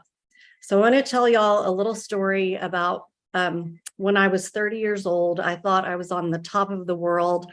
I was living in New York City. I had a great, awesome job with one of the top advertising agencies. I had just spent 2 months working on the Olympics in Atlanta for AT&T and Lucent Technologies, and I was on top of the world. I worked all the time, but I'm going to tell you, I had a lot of fun along the way. And then one day I got this crazy idea that I would take a couple of months, or not a couple of months, but that I would take an entire year off and travel around the world. I thought I was at the height of my career, and there's no better time to do it than now. So I called my great friend Christine, told her what I was scheming up, and she immediately said she wanted to join me. So the two, corporate gals, we spent time in Barnes and Noble mapping out our plan. And a couple months later, we boarded a flight for London, spent 2 days there, and then we were on our way to Africa for 5 months. We were armed with probably a dozen Lonely Planet travel guides, as well as all of our notes and schedules and spreadsheets of everything that we planned to do along the way. So of course, we had a checklist of all of the sites we wanted to see, all of the countries we wanted to visit, etc. But when we got to Africa, we learned very, very quickly that in developing countries, no one is in a rush. Local buses don't run on time, and oftentimes businesses aren't open when they say they're going to be and when they're supposed to be. So we had to do a total reset and just get on local time, as they say. And it was only then that we really realized and really came to appreciate where we were. That experience opened us up to actually meeting the locals and having conversations and getting invited into their homes for tea. And so it was then that we really started appreciating our surroundings. And I want to read a passage from my chapter about this trip and my recollection. I said, in my job, I worked on developing leadership skills, mastering time management, and maximizing the benefits of corporate expense accounts. Through my travels, I discovered the freedom of relinquishing control, the art of slowing down, and the joy of a simple meal at a roadside stall washed down with a 25-cent local beer. So I recently read a book called Die with Zero, and the author talks about how the memories that we make today are going to be the experiences that we are reliving over and over when we're older and don't have the opportunity and aren't able to do all of the things that we can do now. So I would encourage you that when you're taking your next vacation, whether it's just a few days off to be with family or whether you're going to some exotic destination, be open to letting things occur naturally and embrace the unexpected. I think by taking this one simple step, you'll open yourself up to some truly magical memories that can last a lifetime. My next lesson is making yourself your #1 priority. Now, I learned this lesson a little bit of the hard way. When I came back from that trip, I jumped right back into work. I got a job that was very similar to the one that I was in before. This time I was in San Francisco instead of New York. My first week on the job, I was working for an agency that managed sports sponsorships. My client's company was a sponsor of the NFL. So on my first week in the job, I was flying to Miami to attend the Super Bowl. So, and in subsequent months, I also went to the Daytona 500 and the Kentucky Derby and the other Triple Crown horse races. But as soon as I got off that plane in Miami and spent time with these two gentlemen, I knew I was in the wrong place. Yet I stayed in that role for 4 years. And I know that I was working with a boss who was, all the way across the country, unsupportive, and a client who was very toxic. And I know many of you have experienced very similar situations in your own journeys. But I found it easy nonetheless to jump back into my old habits, dive into work. And in 4 years, I got the news that the company was closing and that I and the rest of the staff were being laid off. So I realized at that moment that I was never going to let any company or any other human being control my destiny. So I traded in corporate work, or traded in a full-time job for freelance projects. And one of the very, very first things I did when I left that job is I planned a trip with my niece who was graduating from law school. And we took 3 weeks and we went to Burma and Cambodia and Thailand. And I still attribute that trip today to the close relationship that I have with her, as well as her 2 children. And in fact, have moved to Portugal, and I'm going to see them for 3 weeks in October. The next year, I also went to a Super Bowl party at a friend's house. And I had so much fun being at an event, hanging around my friends and, talking and being with normal people than I ever had at the, going to any of these actual events with people that I didn't want to be with. So I would encourage you again to make yourself the #1 priority. And I know we've heard that theme reiterated over and over in our from our speakers today, but even not everyone can take exotic vacations all of the time. So even if it's taking a few hours on an afternoon to really experience and be present and enjoy the things and the people around you, it's so important and critical that we take the time to do that. Okay, lesson #3, work less, experience more. Now, some of you may be familiar with a nurse. Her name is Bronnie Ware. And Bronnie is an Australian nurse who spent time doing palliative care work with people who are in their final stages of life. And she wrote a book called The Top 5 Regrets of the Dying. And as she was talking and interviewing these people and asking them, what do you wish that you would have done differently in your life? One of the themes that kept recurring and coming up over and over was, I wish I had worked less or worked not so hard. So I know, work is essential for all of us, or probably for most of us in the summit here today. But the point I want to make is that now is also the time to be creating experiences. And I have a few tips on how to do that. So #1, make a list of everything on your bucket list, everything that you want to do for the rest of your life that you know about today. And take a look at your expected life expectancy and kind of try to map those things out where you think you want to do them. And so, of course, if your goal is to climb Mount Everest, you may not want to wait until your 70s to do that. You may want to put that in your 20s or 30s when you're healthy. Similarly, if you want to go on a luxury cruise and just sit on a boat all day, maybe the 70s is the best time to do that. But revisit that list year after year and try to check off and accomplish all of those things. Don't wait until you retire, because you never know. You may not be able to do those things then. Second tip is practice saying yes. I know I've been in the situation many, many times where I'm invited to an event that's really important to a family member or a friend, and I'm just too tired or I'm too busy. So I'm not saying to say yes to everything, but look at those things that are, that consider how you're going to feel the next day, the next week, later on, if you say no. Because I think some of those things, just those little events, things that you do every day with the people you love, are going to be the memories that are most important to you later on in life. And then the third tip that I have for you is to pursue something you're passionate about.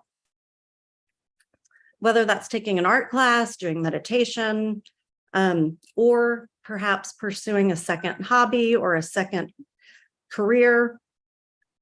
Make sure that you're always focusing on doing something that you feel strongly about. Now, for me, that was real estate. I've been investing in real estate since I was 25 years old, so for a very long time. And when I finally realized it was time for me to leave the corporate world for good, I was able to jump and pivot right into that career.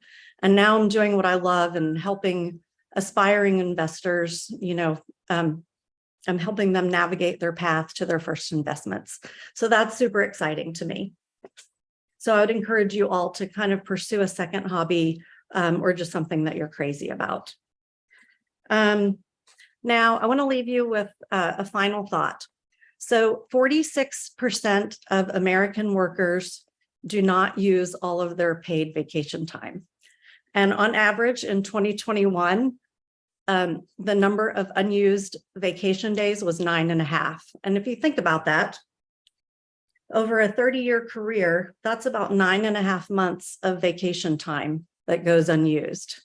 What could you do with that time if you were out there creating awesome, incredible experiences with the people that you loved? So I challenge each of you today to make a plan to rethink how you approach your time off and what you want to do to create those memorable experiences. Also, to put yourself first and work less and experience more. I do have a QR code as well. I'm going to share it on my screen. So this is a link. Let's see. This is a link to my freebie that's real estate related, and it's a guide to helping, you know, some 6 tips that you can do today to get you started on your real estate investing journey. And I would love for you all to check it out and see if it's something that, you know, may strike a chord with you. I'd love to help you on that path. And even if that's not your thing, I'd love for you to click on the QR code and you can get access to all of my social media channels. I would love to stay in touch and connected with you guys. And I appreciate you being here again. And thank you. Thank you so much, Judy. Who else wants to get into Judy's suitcase and go with her on these adventures? Me, Melissa, you're going to have a full suitcase, Judy. Thank you so much for sharing with us, for just being here today and part of our community. We're better because of you. So thank you so much. So last in our lifestyle optimization is Michelle Douglas. And if you don't know Michelle, Michelle wears more hats than anyone that I have ever met or known. And we're delighted to have you in this community and to hear from you, learn from you, and collaborate with you. So let me read your bio before you share with us this afternoon. Michelle Douglas is a multi-passionate entrepreneur, best known for managing multiple businesses and teaching others how to increase their income and break away from the traditional 9-to-5. Along with her e-commerce business in the wine industry with Scout & Cellar, Michelle also founded a property management company and owns a brick and mortar business called Bridger Blinds based out of Bozeman, Montana. When Michelle isn't building her businesses around her life, she is living full out, enjoying the beauty of Montana and traveling throughout the US. Yes, yes. Love all of that. I can't even believe that's my life. I am so privileged to be here today. I could cry. I'm like super nervous. So thank you, Melissa, for everything. Your coaching the past 2 years, getting God, I'm gonna try not to cry. I'm so nervous. Melissa has helped me in more ways than one with all of my businesses and growing as an entrepreneur and getting to where I am today. So Melissa, thank you. I am so privileged to know all of these men and women in this academy and this mastermind. It's been amazing. I can't wait to see all of you and squeeze all of your necks in October at our live event. I am like so excited for it. So yeah, my chapter in this book is called Never Giving Up. And yeah, I have been through so many ups and downs in my life with work and becoming an entrepreneur. And that's one thing that I don't do is I don't give up. I keep picking myself up off the ground and I keep going. Sorry, I'm a little nervous talking today. But today I'm here to talk to you about generating multi-streams of income. That's what I have done. So that way I could walk away from my 9-to-5 as a healthcare worker and really jump in as an entrepreneur. And I'm going to talk about the ways I've done it, and hopefully this can be inspiring to you. All of the people that have talked today, we've all talked about different ways to live all out and not giving up and going for your dreams. Honestly, yeah. Going for what you really want to do and breaking out of the norm that we live in every day. My journey was not easy, to say the least. I've been through ups and downs, as you will read in my chapter and in my book. And if you ever wonder about multi-streams of income, I am definitely here to help you with that. And I would love to talk to you about that outside of this book launch today, and we can connect over some coffee or some wine, or in person or online. But having multi sources of income is a great way to reduce the risk of losing money and when one stream dries up. If one stream dries up, there's always others available to cover expenses and saving money. If you only have one source of income, it suddenly disappears. People often wonder, what am I going to do? Like, now what? And having multiple streams of income can definitely bridge your gaps for that. So this is particularly important if you have no savings or investments, to have multiple streams of income. It's always good, a good way to fall back on one stream of income if another one isn't coming in. So that's what I've done for myself. If something happens at work or you're laid off like me, and you'll hear this in my story, how long will it take before another position opens up in healthcare? Before COVID, it was, the ultrasound field for me was very, very difficult and very competitive for me to get another job. So I was like, oh my gosh, I got laid off. Now what? Where am I going to go? What am I going to do? I don't have any money coming in. It was the scariest thing for me. And when that happened to me, I was like, I need other income streams coming in. I can't just rely on this 9-to-5 and my ultrasound career. There's like no way. I had bills to pay. I had big bills to pay and not living with mom and dad anymore. So yeah, that was the start of my thinking and thought process about having other ways of income coming into me. It's possible that the job market can change drastically in the time period and make it difficult for unemployed person to find work again. And when you have multiple streams of income, you have a buffer to settle your affairs after losing a job. So, that's good to, one way to have multiple streams of income. The more sources of income you have, the faster your money can grow. It's easier to reach financial goals when you have multiple streams of income, because it allows you to make money and get closer to the other goals that you might be setting for yourself with different streams of income. Having multiple streams of income will allow you to create another source of income to make your money grow exponentially. For me, each individual stream of income that I've built between my property management, my brick and mortar, and my network marketing has allowed me to create even more streams of income for other things that I'm passionate about. And I never want to depend on just one income coming in ever again, because when I got laid off from work, it was definitely really scary for me. And yeah, not having money coming in is, not a good thing. I love now knowing that I have different streams of income coming in and building my real estate portfolio and much more. So the 3 ways that I've built different streams of income is, one is opening my own business. I know this is kind of the long game for some people. It can take a few years to break even depending on what type of business you open up, but it could be very profitable depending on what you choose. For me, here in Bozeman, Montana, with it being one of the fastest growing communities in the United States, I found a niche in a highly profitable market with my blind company here in Bozeman, Montana, called Bridger Blinds.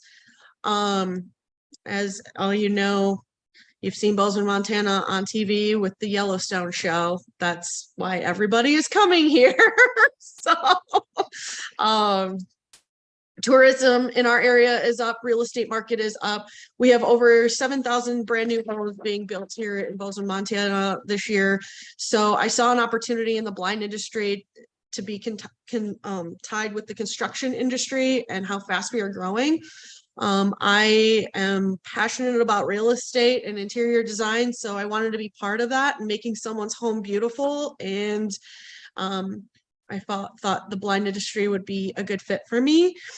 So my suggestion is looking for a business you can open in your area, analyze your area, look at what might be a niche kind of thing where you live, or a need where you live, and go for it. You can capitalize, what's happening or booming in your area and your market. For me, again, it was the blinds, so that's why I went for this one. But another way I did it, this is my very first way I built my multiple streams of income, is I invested in real estate. 10 years ago, my husband and I invested in our first piece of property here in Bozeman, Montana. Since then, we have bought and sold over 9 properties. I took an $8,000 investment, gave it to my husband, and now we have turned that into over $1.5 million cash in the past 10 years. I'm not sure how many people can do that in the stock market. Maybe they can. I don't know. I'm not too savvy on the stock market. Maybe people can turn that into that kind of money that fast in 10 years. But for me, it's been real estate. We now own rentals. We have an Airbnb. I've opened up a property management company called Birch Peak Properties, where we manage all of our rentals and our vacation homes. We have Baird land. We have acres of land here in Montana. We are so blessed to have that with what is going on here and people coming here and buying up property left and right. So we definitely hit the market at the right time, having our piece of property that we will be next year in 2024, finally building our dream home. So this is everything that I've ever wanted, and I'm really, really proud of that and excited for that. So investing in real estate, it could look like you could be flipping properties. It's really low cost to get some loans for that and to flip properties and make your money that way. Airbnbs, long-term rentals, vacation rentals. This is a really big thing here in Bozeman right now, is people are renting out their RVs for people for their vacations and renting out RV space and that. So that's another income stream. But there's lots of different ways to invest in property. So, and then thirdly, which is my passion, you guys see me all over social media with this, is my network marketing company, Scout and Cellar Wine, selling coffee, wine, clean crafted products. And to start a network marketing company and to get an additional income stream to be in network marketing is a very low entry fee or entry cost. You get paid weekly. It's all online. You have an amazing community. I know for me, my community within Scout and Cellar is my family. They're my best friends. I travel with them. You guys see me just this past week and a half, 2 weeks. I was in Nantucket Island in Boston with my network marketing family and my upline, and they are literally my sisters, my family and closest friends, and I've met them through my network marketing company, Scout and Cellar. I joined Scout and Cellar 3 years ago. I have earned through my company wonderful trips to Mexico. I am in the top 2% in my company. I have grown as an entrepreneur so much through network marketing and as a person, and I love that part of it. But network marketing can definitely grow your mindset skills, your communication skills, your leadership skills, friendships, and so much more. Again, if you really want to a fast way to make money, to maybe get to earn other streams of income in real estate, or owning a brick and mortar or franchise, or whatever type of business that you want to earn, network marketing is definitely a really great avenue to go. It's like, again, really low cost. It can be your plan B. It can be your full-time job. It can be your bridge to other avenues. It could be for your vacation fund, your grocery fund. I mean, your network marketing company can be so many different avenues of income stream to help out your income. So with that being said, I have been able to cut back my 9-to-5 as an ultrasound tech of over 17 years. I am now building all these businesses to live my life all out and full out. I love to travel. I love to be with my family, my friends, my dogs. Those of you who follow me on Facebook, you know that I just got a new puppy. So I'm like full-time with him right now. I'm playing with him. So not having to go to work and leave him home all day by himself is definitely the best. He's the cutest. But if I can share my screen, I can show you ways to connect with me. Let's see. Can I share this? Let's see if I can. Sorry, I am so bad at this, guys. But this is ways to connect with me. I'm on Instagram at _life under the big sky. LinkedIn, you can find me there. That's my Boss Lady bio. You can connect with me on Boss Lady bio. You can scan that code for my Boss Lady bio. We can set up a Calendly. I have a Calendly link, which I can put in the chat here for us to set up like a 5-10 minute quick coffee chat, or over a glass of wine, whatever you choose. Hopefully it's clean crafted wine. And we can talk about how you can build different multiple streams of income to have your exit plan for the 9-to-5, or if you want to just bridge the gap for your income for different streams of income, whether it be real estate or trying to open a business or whatever it is. I'm happy to talk with you, explore this with you, and I look forward to connecting with you. So again, everyone, thank you so much for today. Please grab the book. Please read all of our stories. These men and women have been an inspiration in my life. Melissa, I can't thank you enough for everything you have done for me in the past 2 years. I can't wait to see you and keep working with you, and keep working with this community and our mastermind. I love all of you so much, and thanks for hearing my story today. Oh, we love you, Michelle. Thank you so much. Was Michelle an inspiration or what? Absolutely incredible. Thank you so much. I learned from you. Listen, as a mentor at this level with clients like this, we learn from each other. As far as real estate goes, between Judy and Michelle, like I actually invested after working with these ladies, right? So it's a two-way street. You guys inspire us and inspire the rest of the group. And just love your story around diversified income and investing in hard assets and not just the market. So thank you. Thank you so much. Yeah. Thank you, Melissa. Thanks, everybody. Enjoy the rest of the day and hearing the rest of our speakers. They're amazing. And I can't wait to keep continuing watching today and hearing everybody's stories. So thanks, everyone.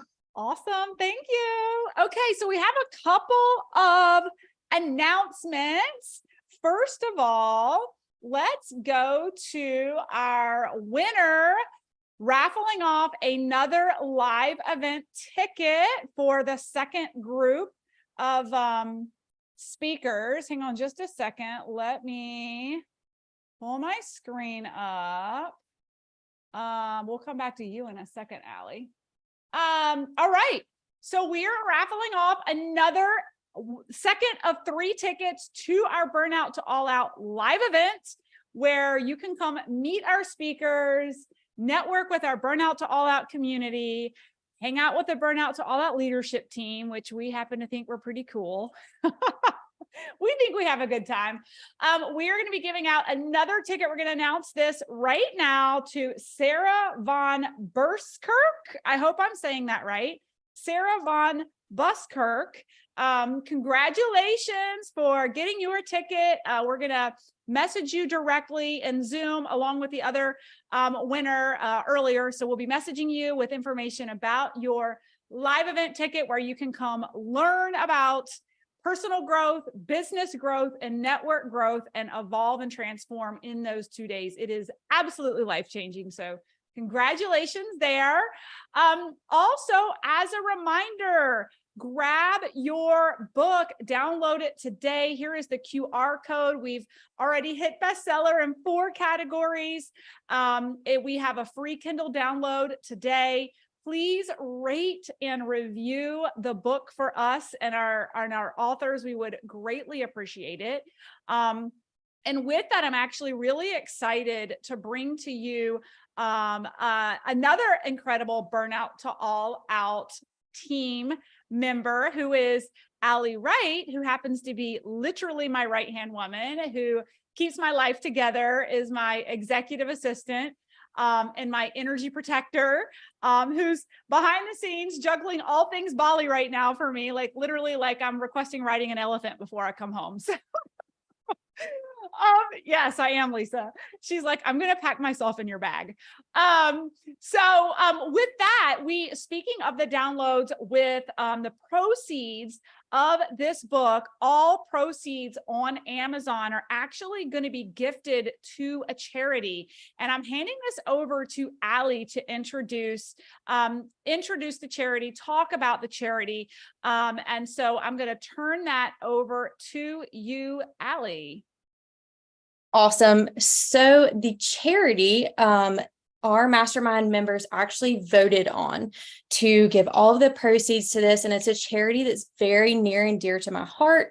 It is the Mighty Millie Foundation. And I'm going to tell you a little bit about the foundation. So Mighty Millie is a 501c3 nonprofit, and it was founded in honor of Millie Moracek, the joyful, brave, world-changing daughter of a family whose world was forever changed after a valiant fight with pediatric cancer.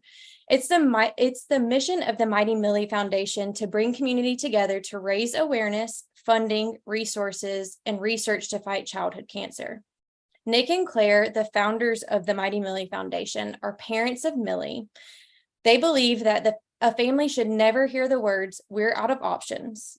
They believe in creating small moments of joy in honor of Millie, and they started the Mighty Millie Popsicle Project. And I'm going to actually show you guys a video so that you can learn a little bit more about the Mighty Millie Project. Give me 1 second.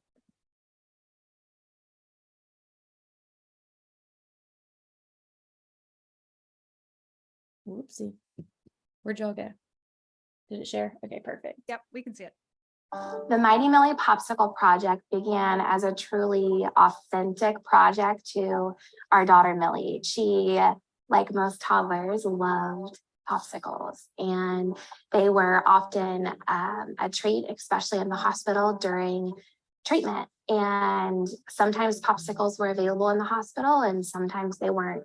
And we later learned that this is because popsicles on the oncology floor are really reliant on families to donate them to supply for the children. And so when we learned that, we committed as a family that the freezers at our treatment centers would never go empty again. And we started donating popsicles.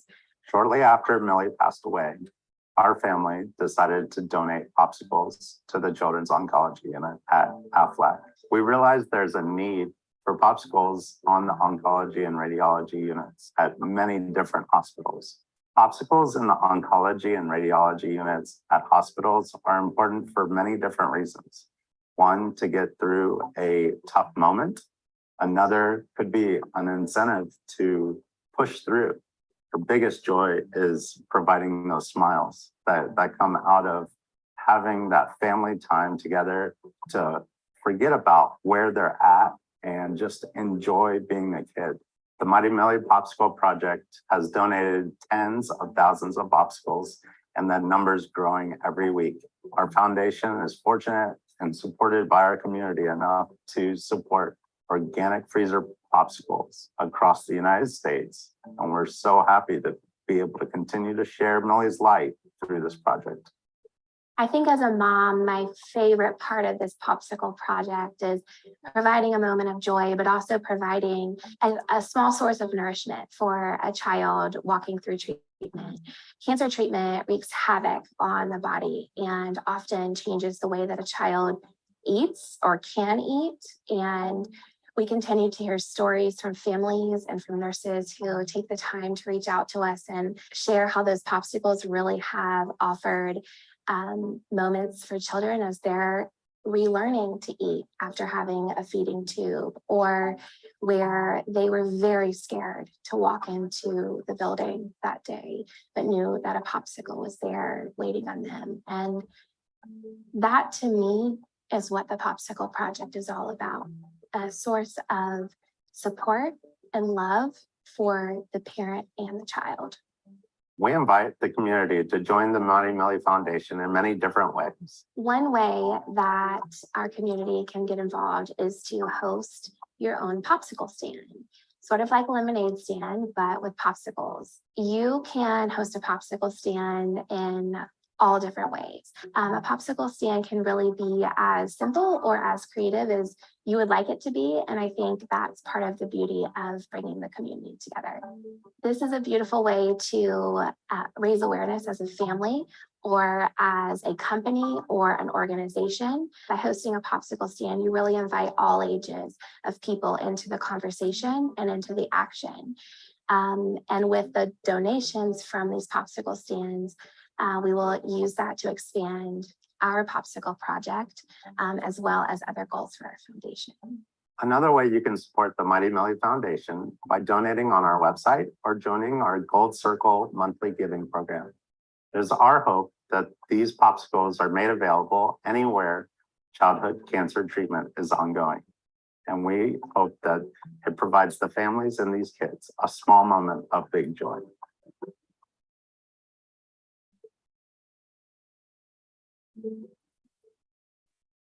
Awesome. Thank you so much for sharing, Allie. And so like we said, you know, you can download the Kindle version for free, but all proceeds, if you want to support and share this book, all Amazon proceeds for this book are going to this organization. So, you know, if you're passionate about the story and you're also passionate about this book and want to get the word out, this is just another great way for us to make impact, positive impact. And we just encourage you to, you know, not only download the digital version of the book, but to support this project by getting a hard copy, right? And bringing it home with you and having it in your hand and supporting others. So thank you so much, Allie, for bringing that video. About like made me cry here, but I'm back. Yeah, so with that, we are now, we're going to take before we transition to our next category, which is the CEO family management, we are going to do another 5 minutes bio break. And then Dr. Anjali is going to bring us back for a quick little stretch before we bring it home this afternoon about CEO family management. I can't wait for you guys to meet the rest of our authors. So with that, I am going to put my little timer up and hit start. So you guys have 5 minutes and we'll be back. Okay.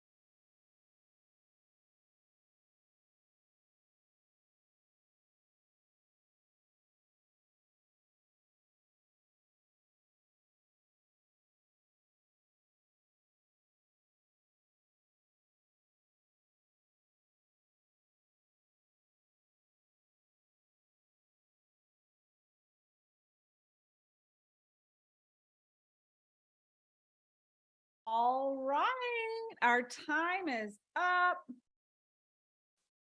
And we are going to come back now. Give everybody a minute to get themselves together. Is everybody, can you guys hear me? Let's see. Okay, good. I'm like, am I still on mute? Okay. Awesome, awesome. All right, so we are, before we move on to CEO Family Management, I am going to turn it back over to Dr. Anjali for a quick little body stretch, and then you'll get to meet another incredible burnout to all out leader here in the community. All right, everyone. So we're going to actually do this one seated. So everyone hopefully just stood up. We're going to stretch our glutes because those tend to be tight for lots of us. So if you can come onto the front edge of your chair here, I'm going to try to demo this. Come onto the front edge of your chair. You're going to cross one ankle over your knee. You can pick right or left. Cross one ankle over your knee. Keeping your back as straight as possible, you're going to hinge forward on your hips. So it doesn't matter how far forward you can go. It's more about keeping your back straight. And you want to feel the stretch in the glutes of the bent leg. Yeah, everyone feeling that? I can't see your faces, so I'm going to assume you can. If you want to deepen the stretch, you can press down on your knee a little bit. And then again, you want to keep your back as straight as possible. We're going to take another breath, a couple breaths in and out here. So go ahead and breathe in.